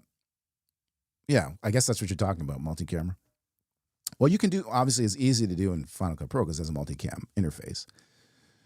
But you can also do it in iMovie. You're limited to kind of, in terms of how many cameras you can look at the same time, but you can still do it. Yeah, I'll make a note of that. I was whining. Yeah, I'm sure there are keyboard shortcuts. I'm sure there's keyboard shortcuts for all of it. Just look those up. I just wanted to show you the concept of audio, of roles and audio lanes, and that's how you organize. That's in place of tracks, which, when you think about it, is more flexible. Particularly when you have a lot of audio tracks, particularly, you have, I don't know if you have sometimes you can have two different tracks of sync sound with the video. You can have different music cross-fading. You can have several tracks of effects that are all blended together. And in a track-based system, you can keep track of it when you know what track is which, like what stuff is on which track, which is how you used to always work with Final Cut Pro. But with roles and lanes, you can just easily just bring up, you can just go, I want to see just all the dialogue. And you can actually break down those roles into sub-roles. So I could say, just having dialogue, if I was doing an edit with, a dramatic scene and I had two characters, Bob and Linda, I can create a role for Bob's dialogue and a role for Linda's dialogue and have it in the timeline there. And I could switch between them using the lanes and the roles. So just show me Bob's, I can go, just show me Bob's dialogue, and it'll show you that. So organizing and getting to what you need to edit, particularly with audio, is way easier with roles and lanes once you understand it. But you need to understand it to get your head around it. All right, so the final thing, and I kind of hinted at it earlier, I want to show you. is back over in the inspector here in Final Cut Pro. Uh-oh, that beach ball. There's a lot going on this computer right now. Is the color. So back to the color inspector. And this is the other thing. I showed you in iMovie how you have sliders. Let me just go back real quick. So when it comes to color, you have these sliders, fairly straightforward in how you use them. But here in Final Cut Pro, we have the color board and we have these pucks. It's not the only way, and you can go down here and you can actually enter values in. But this is kind of not the most intuitive interface for doing color stuff. You can adjust the color, saturation, and exposure.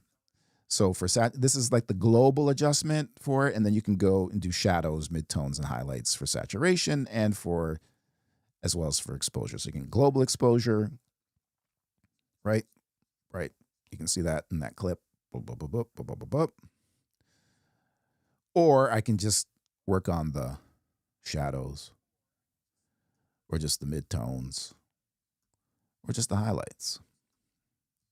So, I mean, I know it kind of looks like what, but once you start using it, it makes sense. But that's a color board. There's all kinds of other ways to color correct in Final Cut Pro. There's the color board, but there's also color wheels, which look a little more like DaVinci Resolve, huh? So you can go in and adjust the same kind of thing. Color curves. This one is like you're making dots, you're making points here, and you're adjusting the curve. So there's different ways to do the same thing. And then there's, this is AI-based enhanced light and color. That's color adjustment. So if I push this button right now, it's going to adjust things based on AI, what it thinks is best. There, that's what it thought was best. But then I can go in, you can see how it's made these adjustments. I can go in and adjust these things myself and change it and stuff. Anyway, there's different ways to do color correction in Final Cut Pro, which is kind of cool because some people, they like the color board. Some people, they prefer the wheels on the bus. Some people prefer the curves and so on. So that's just another thing in Final Cut Pro you just have to just be aware of in terms of, it's nice to give you a choice, but I guess you have to figure out kind of, how each of those works. It's not like the simple slider in iMovie. Of course, because this is a pro level application. It's very sophisticated when it comes to Final Cut Pro is very sophisticated when it comes to color correction, color timing. Things like lookup tables and log footage and all that stuff that the real higher end people love to use. So yeah, that's the one thing I want to show you. Sean, as a relative newbie to iMovie, although I've learned most of the cool stuff, tips and tricks from your good self, would it be worth me investing in Final Cut Pro or stick with iMovie for a while? Oh, this is what I give the advice. It doesn't hurt to learn a pro tool if you're going to be using a lot of the functionality that it offers. Some people just want to learn a pro tool, and that's fine.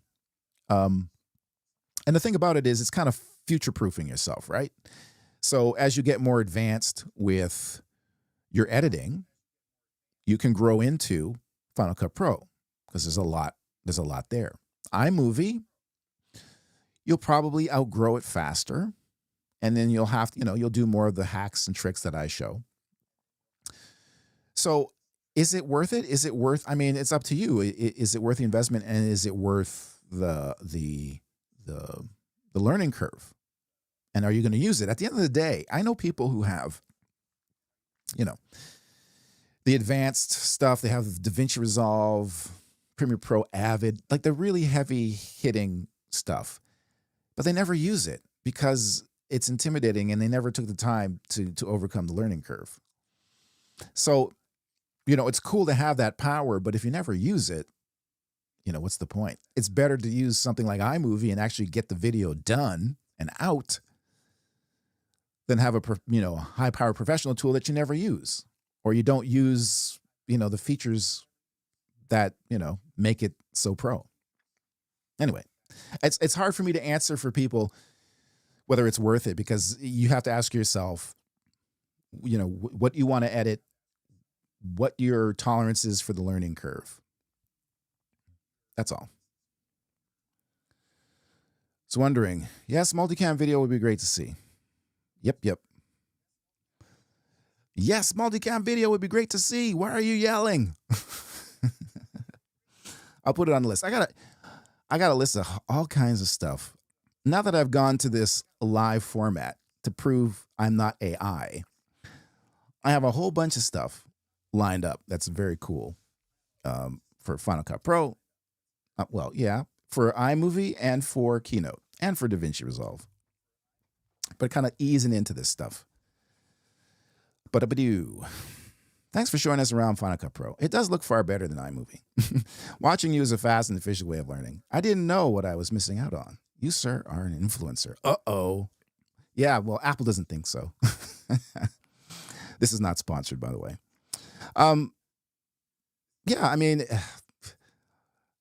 Final Cut Pro, like I said, it's a pro application, and iMovie is not a pro application, but you can get pro results from it. It just takes more work. Final Cut Pro looks slick. It's great, but sometimes it's too much for some stuff I want to do. It's like, I don't want it. iMovie is good. I'm just putting out this video, and at the end of the day, nobody knows what you made that video on unless you tell them, right? Unless you tell them.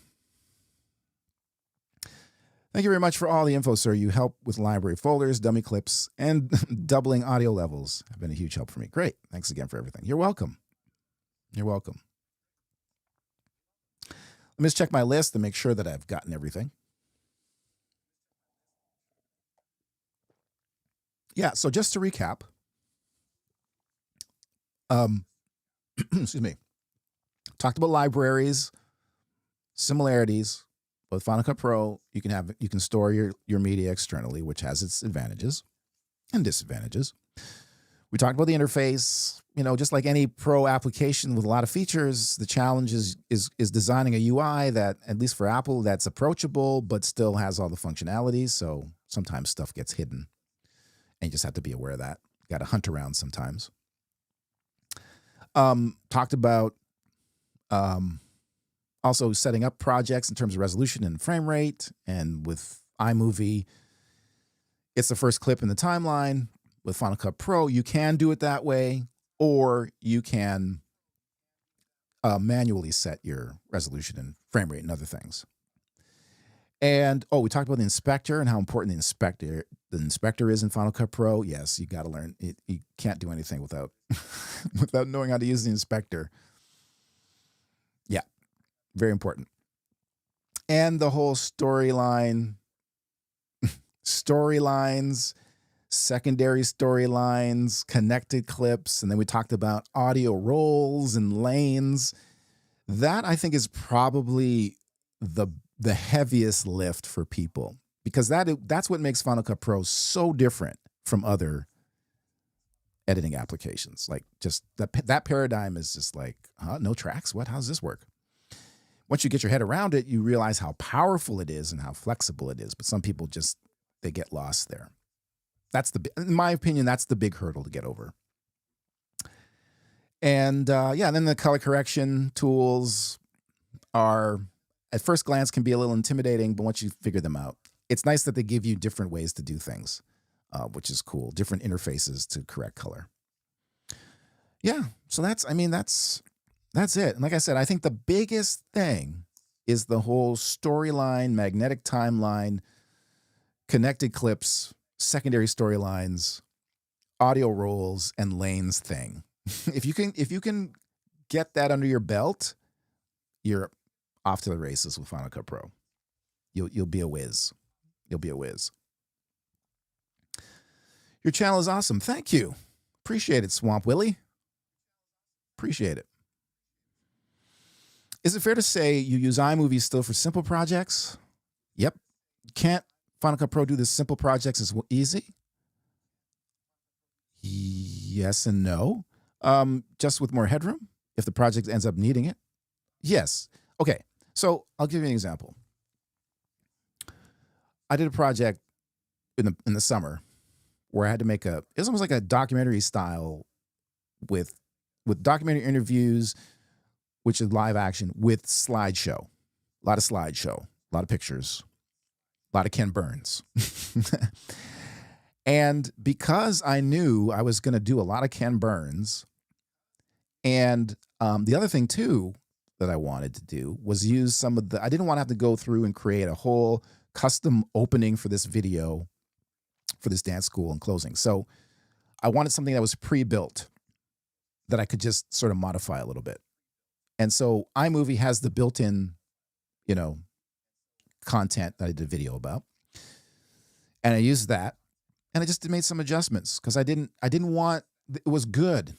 It was more than enough for what I was doing. In fact, my wife kept coming in and looking over my shoulder as I'm editing this, go, wow, you don't need all this. It's like, it's for the kids. Let's make it nice. So I use the iMovie built-in stuff, built-in assets, the themes, a lot of Ken Burns, which is right in iMovie, really easy to use. It's right there.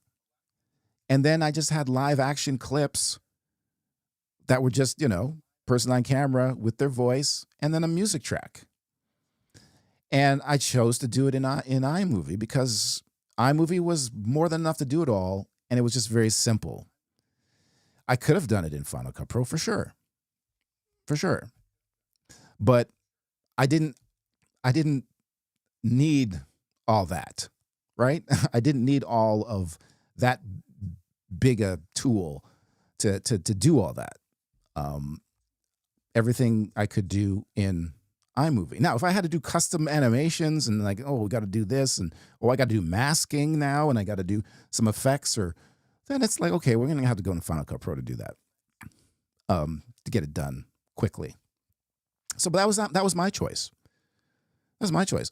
And listen, I don't want people to think that they have to do things a certain way, right? I don't want you to think, somehow you're less than if you're using iMovie, or that, you should use Final Cut Pro, because it's pro and that's what you should be using because it's I don't want people to be feeling that way. Use whatever you're comfortable with. Like at the end of the day, it's about the video getting done and out.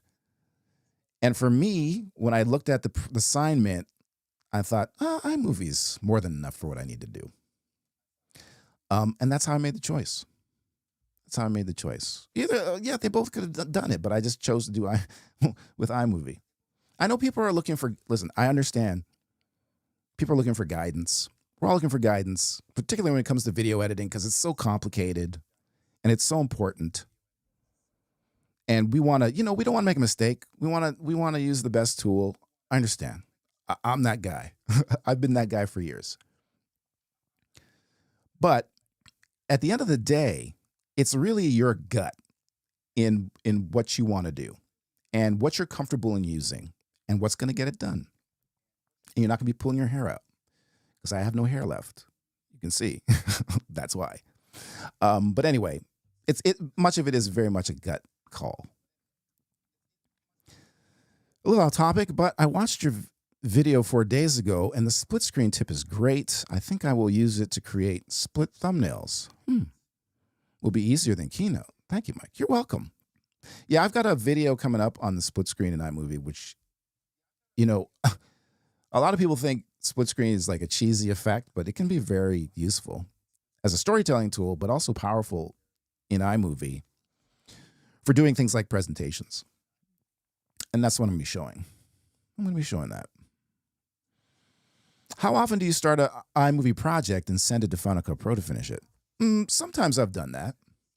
And I actually have a video or session on the list about just that. Importing iMovie projects into Final Cut Pro. How to do it and how things translate. That's very interesting.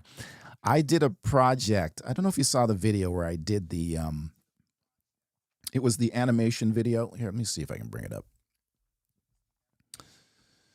Let me see if I can bring it up real quick. Because I did that. Go over.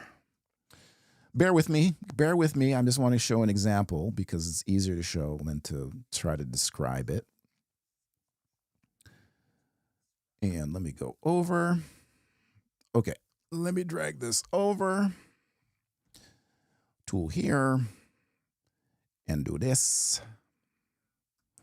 And then go over to the pip. All right. So I don't know if you saw this video. iMovie cinematic titles with Keynote. And I created this whole thing. This cool title. Just using Keynote and iMovie. No motion, no Final Cut Pro. But when I was done doing it, get back here. When I was done putting that together, I just for kicks decided to import it into Final Cut Pro just to see what would happen. Because I have a lot of iMovie effects. There's like clip filters and there's masking from Keynote and there's all this stuff. And I thought, I wonder how Final Cut Pro going to handle this. It was very interesting. I won't say now because I want to do a video on it. But I have done that before. I have brought a lot of people I know, not a lot, but a few people I know will do their initial video cut. Kind of like a tradition, what we used to do back in broadcasting. Because editing was so expensive, the editing suites were so expensive, like where you edited. Editing was broken down into kind of two stages called offline editing and online editing. So in offline editing was where you were in an edit suite that had like very basic gear and technology. It was very much just cuts and crossfades and stuff. Very basic, very much like, like iMovie, right? So iMovie would be considered the offline edit suite where you're concentrating more on story, right? Timing, what shots, what order. And iMovie is great for that because everything's just out here. You don't have a lot of stuff cluttering the interface. It's very simple. There's not much going on. So you can concentrate on the content, the information. So you can consider iMovie being an offline edit suite. Then once you did, back in the day, when you finished your offline edit, the machine would produce an edit list, basically a list of all the edits you did. And then you would take that list and then you would go to what we called the online suite. Come on, there you go. There's a lot going on here. You go to the online suite, which had the fancy effects, more expensive gear, higher quality everything, but it's millions of dollars and it costs a lot to be in that room and per hour. So you didn't want to mess around in there and come in not knowing what you wanted to do. So typically what you would do is you would come in with your edit decision list from the offline. So all your edit decisions are done. Plug it into the online suite. The machines would automatically arrange all the clips from your list. And then you would use the online suite tools to add titles, color correct, add effects, do animation. So it's a much more efficient use of the technology because it was so expensive. So you can think of iMovie and Final Cut Pro the same way. You can think of iMovie as being the offline edit suite where you concentrate on the storytelling primarily. And then you can import that into Final Cut Pro to do the finishing, the effects, color correction, all that stuff. And iMovie and Final Cut Pro work very well together that way. You can easily import an iMovie library into Final Cut Pro, and it will read iMovie's effects and stuff and translate it. So, yes, that's a long explanation for yes, yes. Thank you very much for all your videos. I run into all the problems you mentioned today using iMovie and had to turn to your video collections for solutions or workarounds. Yep, you're welcome. Yeah. all the little hacks that you can use iMovie and fix. And the reason why, one of the reasons why, good job. Thanks a lot. Thank you. Appreciate it. Thanks for being here. One of the reasons why I concentrate so much on iMovie and how to do the hacking and stuff like that to get the results that you could get fairly easily with other tools like Final Cut Pro and DaVinci Resolve. Why do that, Mike? Well, here's my reasoning. Well, there's a couple reasons. There's a few reasons. One, it's iMovie Keynote comes with the Mac. It's there. It's sitting there when you buy your Mac. And for some people, that's all they need. They don't want to spend any more money. They want to make fairly simple videos. And so the tools are there. It's right there. They're all there. So why not use them? So that's one reason why. The second reason, and probably the second reason is just cost, because some people can't afford the tools. They can't afford Final Cut Pro or DaVinci Resolve Studio. I mean, you can get the free version of DaVinci, I guess.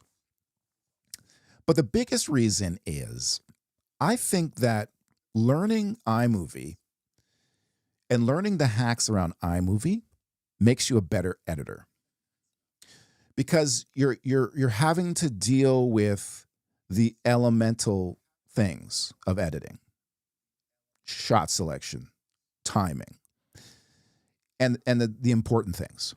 Now, as you get to the eye candy or other things in effects, things start getting a little more challenging in iMovie. There's hacks to do it. But what doing those hacks does two things. It helps you appreciate editing and visual storytelling, but it also helps you down the road make edit decisions and creative decisions, because on the elemental level what it takes to create an effect, right? It's not just I push this button and the machine did it for me. Cool. So what happens when, you need to change it, or the machine isn't working, or you need something more custom, or you need something that works better with your story and you don't know how to customize what you're doing to really give it the impact, right? The machine doesn't know that, right? Here, there's no give me more impact button, click. That's up to you and your creative decisions and your decisions as an editor. And when you learn on the base level with something like iMovie, you learn those decisions, right? You learn what's important and what's vital. So that's, from an educational point of view, is one of the reasons why I teach so much iMovie stuff and hacks and Keynote hacks, because, most of the time it works, but it also helps you understand and appreciate the visual storytelling, and it makes you a better visual storyteller and a better editor. So then when you go to a tool like Final Cut Pro, you all of a sudden are like, okay, yeah, I know what I'm trying to do from an elemental level. Let me see where I can find, and you find the little setting in Final Cut Pro just to give that impact. Because from your work in iMovie that to give that impact, I have to change this thing. And so you go in Final Cut Pro to find the thing and you tweak it, right? Makes you a better editor, better creative decision maker. That's the best analogy I've heard comparing iMovie and Final Cut Pro. Yeah. That's very much the same like when I worked in broadcasting. Yeah. Offline, online. And the offline was great because that's where you could really noodle and take time, because it wasn't expensive. And you could try things out, different approaches. Like, wait, what if we just change these shots this way? And you didn't have that worry, right, of pressing over you of all this, professional tools and the expense, and you could just play.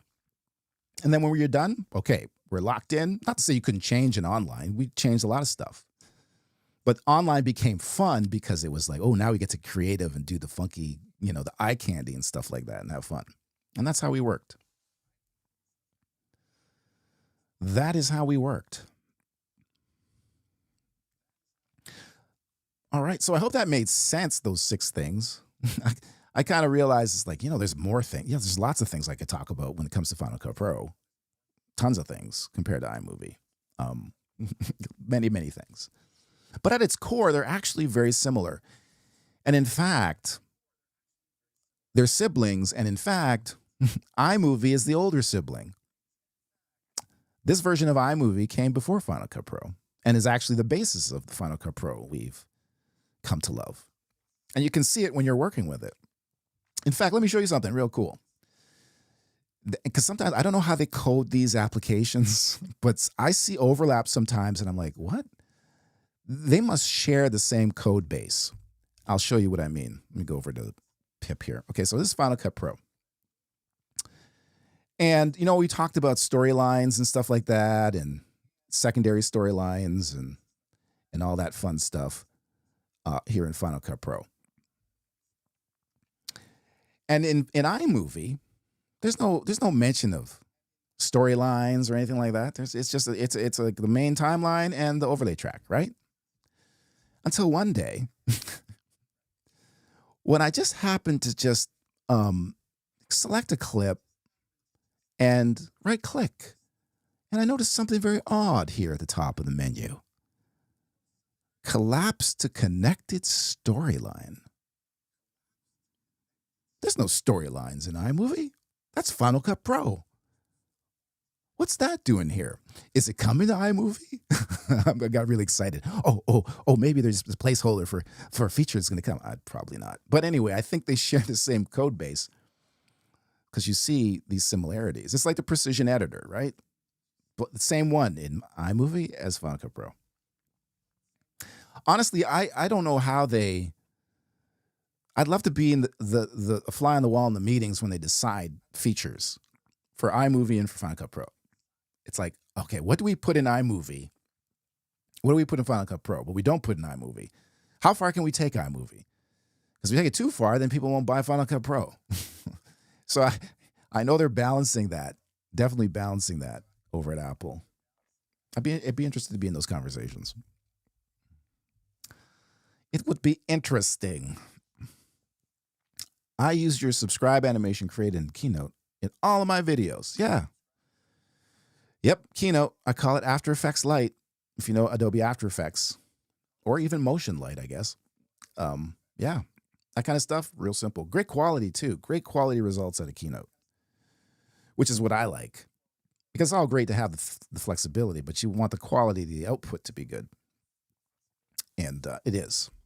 It is, especially when you output in 4K and bring that in to iMovie. It looks like this. Like this whole thing. Switch over again. This graphics situation here on the top here. Boof, boof, boof. That's all from Keynote. I animated all that in Keynote with the logos using Keynote's built-in animation and exported as 4K and brought it into this 1080p, and it looks very nice and sharp. So, yeah. Yep. Like I said near the top, that a lot of Final Cut Pro editors use Keynote for graphics and animations. Simple stuff. Simple stuff. I once built this was Final Cut Pro before it switched in Final Cut Pro 10. But in Final Cut Pro 7, I was working on this show, and just to give you the power of Final Cut Pro, I was working on this show, and I had hired some graphics people, animation people, to do opening for the show, for my series that I was producing and making. And I don't know, a week before, not even, a few days before, it was my mistake. I should have checked on them every day, right? But these were professionals. And they were showing me, stuff, and it looked good. And they finished it. I paid a lot of money for it. The animation, the opening. And I brought it to my executive producer at the time. And we both decided it was trash. It wasn't very good. In the end, it was bad. So here I am. I think it was like 2 days before going to air with the series. I had no opening animation. No money left to make one because we blew it all on these folks who did this terrible job. I ended up,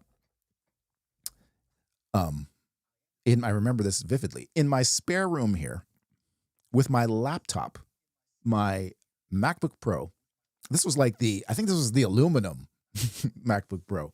We're going back now. This is like 2004. And Final Cut Pro. And I was like, I have to have an opening or I'm toast. So I ended up putting together a 30-second, 15? No, it was a 30-second opening. Yeah, I think it's 30-second opening to the series with graphics and animation and 3D and all this stuff that I could gather, all these elements that I could gather and put together and go, okay, yeah, I can make something out of this. And brought it all into Final Cut Pro and did all the editing, all the animation, all the keyframing, all the color correction, everything in Final Cut Pro on my laptop. And it's not even this Final Cut Pro, not 10. This was like back in the day, 2004. But because of the tool set in there and the ease of use, I was able to put together an opening for this show literally in a morning, in like 3 hours, a 30-second animated opening with audio mix, sound effects, the whole like shebang. Crazy. Anyway, find the power of Final Cut Pro. And that was like 20 years ago. This one is much different and improved. But again, it's about being able to use the tools and knowing how to use them. That's the key, right? If I didn't know it, then how could I have done anything? And again, it goes back to my other point about iMovie and learning sort of the elemental things to know the creative decisions to make, to not waste your time. when you're in a very tense situation like I was, under a very, very intense deadline, very tight deadline. But I was able to make the creative decisions that I wanted to make those choices. That's so much of it, right? So much of it. Oh, I'm now just reminiscing. It's Final Cut Pro stories with Michael Kinney. Oh, I remember. I remember when it looked just like Premiere. So if any other questions, general Q&A, it doesn't have to be Final. It can be like video creation questions. If you have any. The differences. So let me just wrap up by saying this, because I know people have this question. Should I upgrade from iMovie to Final Cut Pro? Well, the things you need to ask yourself. One, obviously, can you afford the investment? I assume if you're thinking about upgrading, you can. Two, what am I going to get extra that I'm actually going to use for making my videos? That's another question to ask. Or I just want to learn a more professional tool, which is valid as well. So that's what you have to ask yourself, right? If iMovie is getting it done for you and you're not interested in becoming a video professional. Like a lot of people aren't. People are just, running businesses. I just need to make some videos, promote my business. I have no interest in becoming a video professional. I want to do as little as possible. I don't want to be involved in that stuff. A lot of people think that way, right? And so iMovie is a good choice for them because it's simple. They don't have to learn a lot. Just get it done, do your thing, and it's good enough for them. Other folks, they want to do more advanced things. They want to grow as a creator in terms of doing more advanced things. Then, Final Cut Pro. Consider doing that. But ultimately, you're not going to be left behind with either one, right? And as soon as you feel like you're being left behind, you'll upgrade, right? And I mean left behind, not like, oh, all the cool people are using Final Cut Pro, so I need to. I mean, I had to do this thing, and I couldn't do it in iMovie. I couldn't figure out how to do it. I used all of Mike's hacks, which are amazing, but I still couldn't do it. So I needed a bigger tool. I needed a better tool. So I got Final Cut Pro. So, yeah. So many reasons, and a lot of it's gut and feel. And, I like the look of it. I like the dark interface. that's how people make decisions, right? I like the font on the UI. Hey man, if that gets you to edit and make stuff, go for it. Go for it, right? Because at the end of the day, that's what it's about. Todd, can you name a few of the more advanced features? To which, why? Are you talking about Final Cut Pro? I assume so. Well, I mean, Final Cut Pro's got everything pretty much.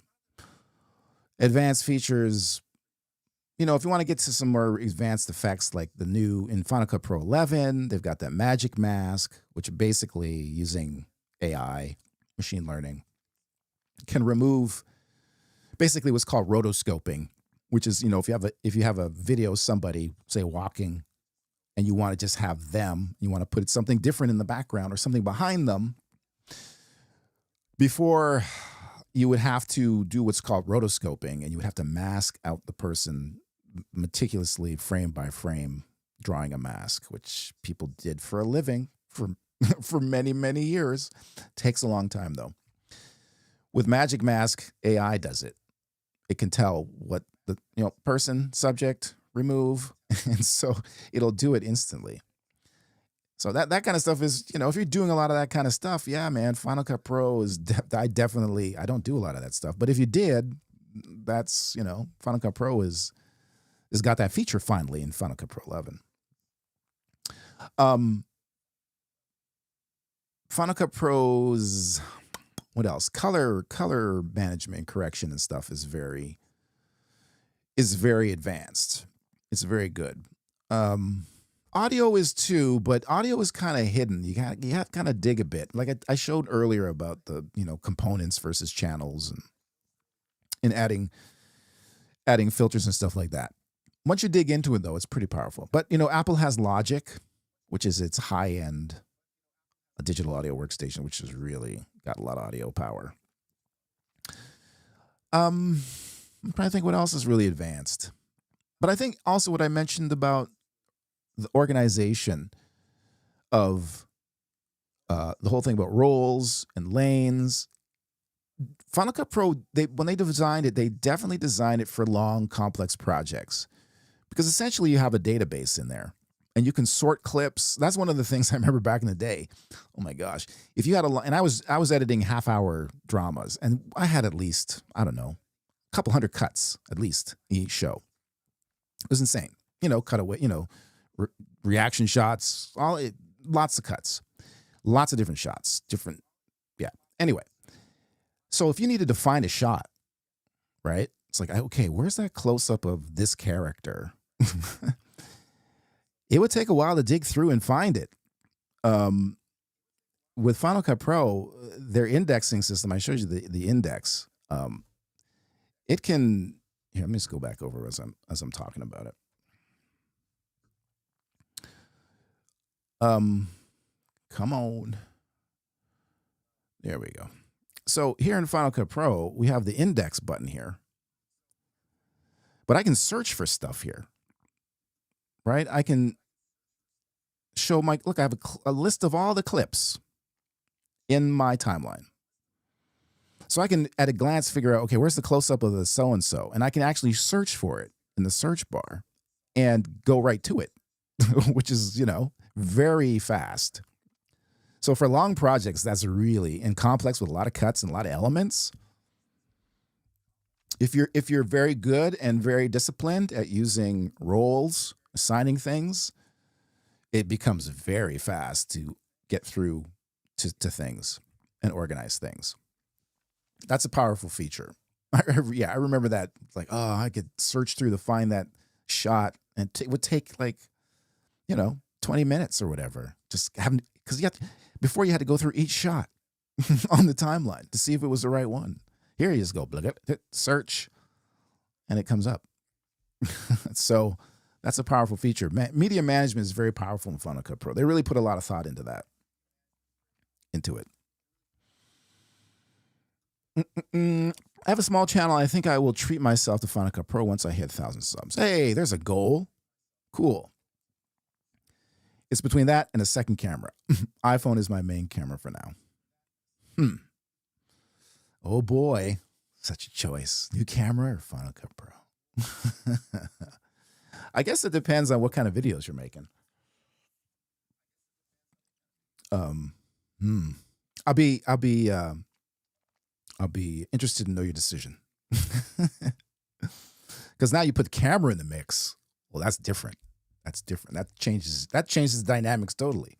I thought you were like iMovie or Final Cut Pro, but Final Cut Pro or a camera? Yeah, I don't know.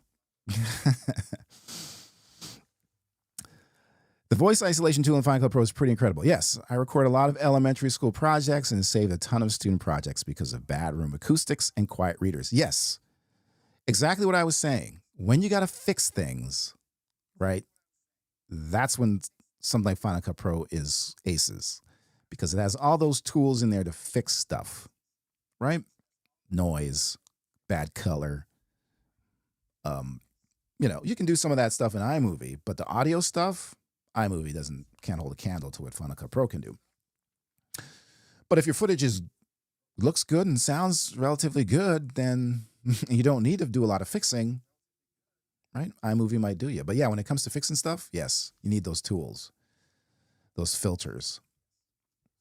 And the voice isolation, the AI is pretty cool. Is pretty cool. Definitely. So yeah, if you need to fix stuff, you need the tools. But not a lot of people need to fix stuff. So. All right, well, I've been on and on about Final Cut Pro. One last in the chat here. Do you have a suggestion for recording multiple camera screens at the same time when you don't know how you'll use the footage, but still want it synchronized in the final edit? So are you recording, I guess it depends on what you're recording, right? Are you recording like live action stuff for multi-camera?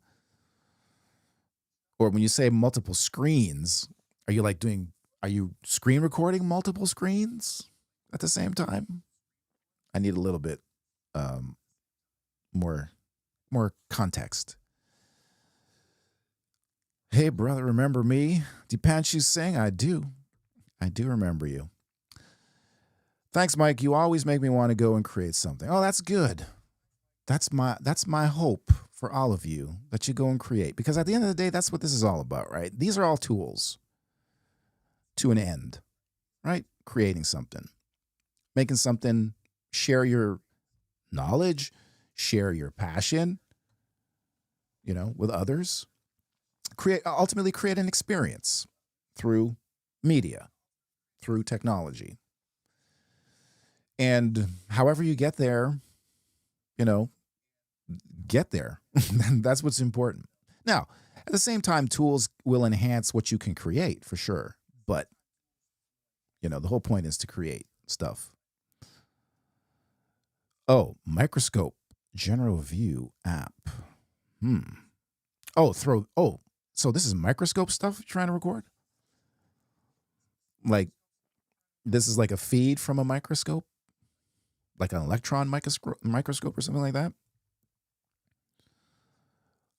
Trying to record an electronics build. Oh, so that's, so is it like circuit boards you're trying to show? You're doing a build with a microscope? Let me know. You were the only guy who helped me to get my first freelance project that I made with iMovie. Thanks a lot. Oh, cool. That's cool. That's great. Well, I'm so happy. Yeah, freelance project with iMovie. Yeah, you got paid, right? Yeah. Hey, man, it's at the end of the day, it's the final product, right? Oh, yes. Okay. So I guess the question is, does the microscope have a video out? That's one question. Because if that's the case, I don't know what format it would be, if it's HDMI, or you could get a converter. I guess it depends on what the out is for the microscope. most likely would need a converter to bring it in, some kind of capture card into your Mac. And then you could use something like OBS, which I've got some stuff coming up, Open Broadcaster software. You can attach, like, for example, here's how I would go. I would take, here's Mike doing live gear tech troubleshooting. If the microscope has a video out, depending on the format of the out, it could be, I don't know, it could be SDI, it could be HDMI, it could be component, it could be composite, I don't know. Either way, most likely you would need a capture card to bring it into your Mac. So you would connect the output of the microscope into the capture card into the Mac. And then I would use something like OBS, where I can bring in multiple cameras and switch between them. And if you have an iPhone, a relatively new iPhone, you could use that as your face cam and set that up. And you could use continuity camera, which connects the iPhone to your Mac wirelessly. So you have to connect another wire, another input, and use that as your face cam. And then have the microscope shot. And then you can arrange whatever you want to in OBS. You could have a picture-in-picture shot. You can have the microscope shot, and then your face in the corner, like I do with, when I do this kind of thing. You could have the microscope main shot, and then you on your phone. Or vice versa. You can do split screen. You can do all kinds of stuff. But it all depends on if the microscope has a video output. Ba-da-ba-doo. Cool. Yes. Cool niche. Yeah, that is kind of cool. It's got me thinking now. Microscope. I used to work in science programming, by the way. That's when I started. I started in science documentaries, my television career. I did that for 5 years? No, longer than probably 6 years. So back then, though, we didn't have this technology. So we were doing a lot of video recording of monitors with the scan lines going. I rigged up my phone to a PVS 14 night vision monocular. Oh, with a telescope eyepiece attachment. Oh, cool. Night vision monocular with a telescope. Oh, cool. So yeah, that stuff exists. That's helpful. Thank you very much. Okay, cool. Yeah, come back again and let me know how it goes, because I'm genuinely now interested and curious as to how I would set that up. A microscope shot. That's kind of cool, actually. Really extreme close-up tech builds. Cool. Will do. Excellent. Please do, Jason. I'm curious. Please come back and let me know and let us know what's happening. And if there's, you tried some stuff and there's some challenges and didn't quite work out, I'm curious to know, because that's a very interesting video project. Very interesting. Nice. This is why I love doing live streams. You meet very cool people and you get cool ideas. Everyone's just kind of sharing, and it's fun. It's fun from a creative point of view. All right. Well, I'm going to wrap this up. Thank you so much for being here. I hope you got something out of that. I feel like I was all over the place with this one. Just a lot to talk about. I guess I'll see when I actually sit down to edit the cut down version of this stream. How scattered I was. You're welcome, Joe. Thanks for being here. Thanks everyone for being here. And don't forget to give, if you haven't already, give this stream a like so it can get out there into the algorithm and do all this stuff. And while I'm here, before you all leave, Thursday, we have another session Thursday. Yeah, I'm crazy like that. I'm crazy like that. Cheers, buddy. Look forward to the next one. Yes, Stephen. Thanks for being here. Regular. The next one is going to be Thursday, and that's going to be a fun one. This one has been kind of, very technical and stuff. Thursday is going to be very creative. It's going to be fun. We're going to be making a custom video transition for iMovie in Keynote, using Keynote. And I got some very cool things in store for you. I do. Great info as always, Mike. Thank you, Liberty76. So yeah, be here Thursday. I'll be putting out a post about it. Probably at the end of the day. Well, actually, there's a post already on the channel, but I'll put a community post out end of the day or beginning of tomorrow. But yeah, I'm looking forward to that one. That's going to be fun. That's going to be fun. Do some Keynote stuff. It'll be very fun. All right. Well, thanks for being here. Thank you for your time and attention. I know there's other choices you have out there, and I hope you got some value out of this stream. And it was always fantastic. Thanks, Mike. See you next time. All right. See you next time, Deb. Great. Stay warm. Yeah, Todd, it's kind of crazy cold. Minus 25 Celsius this morning. Walking the dog was real fun. It was real fun. See you Thursday. All right, Square and Level. It's a date. We'll see you Thursday. All right, everybody. Take care. Enjoy the rest of your day.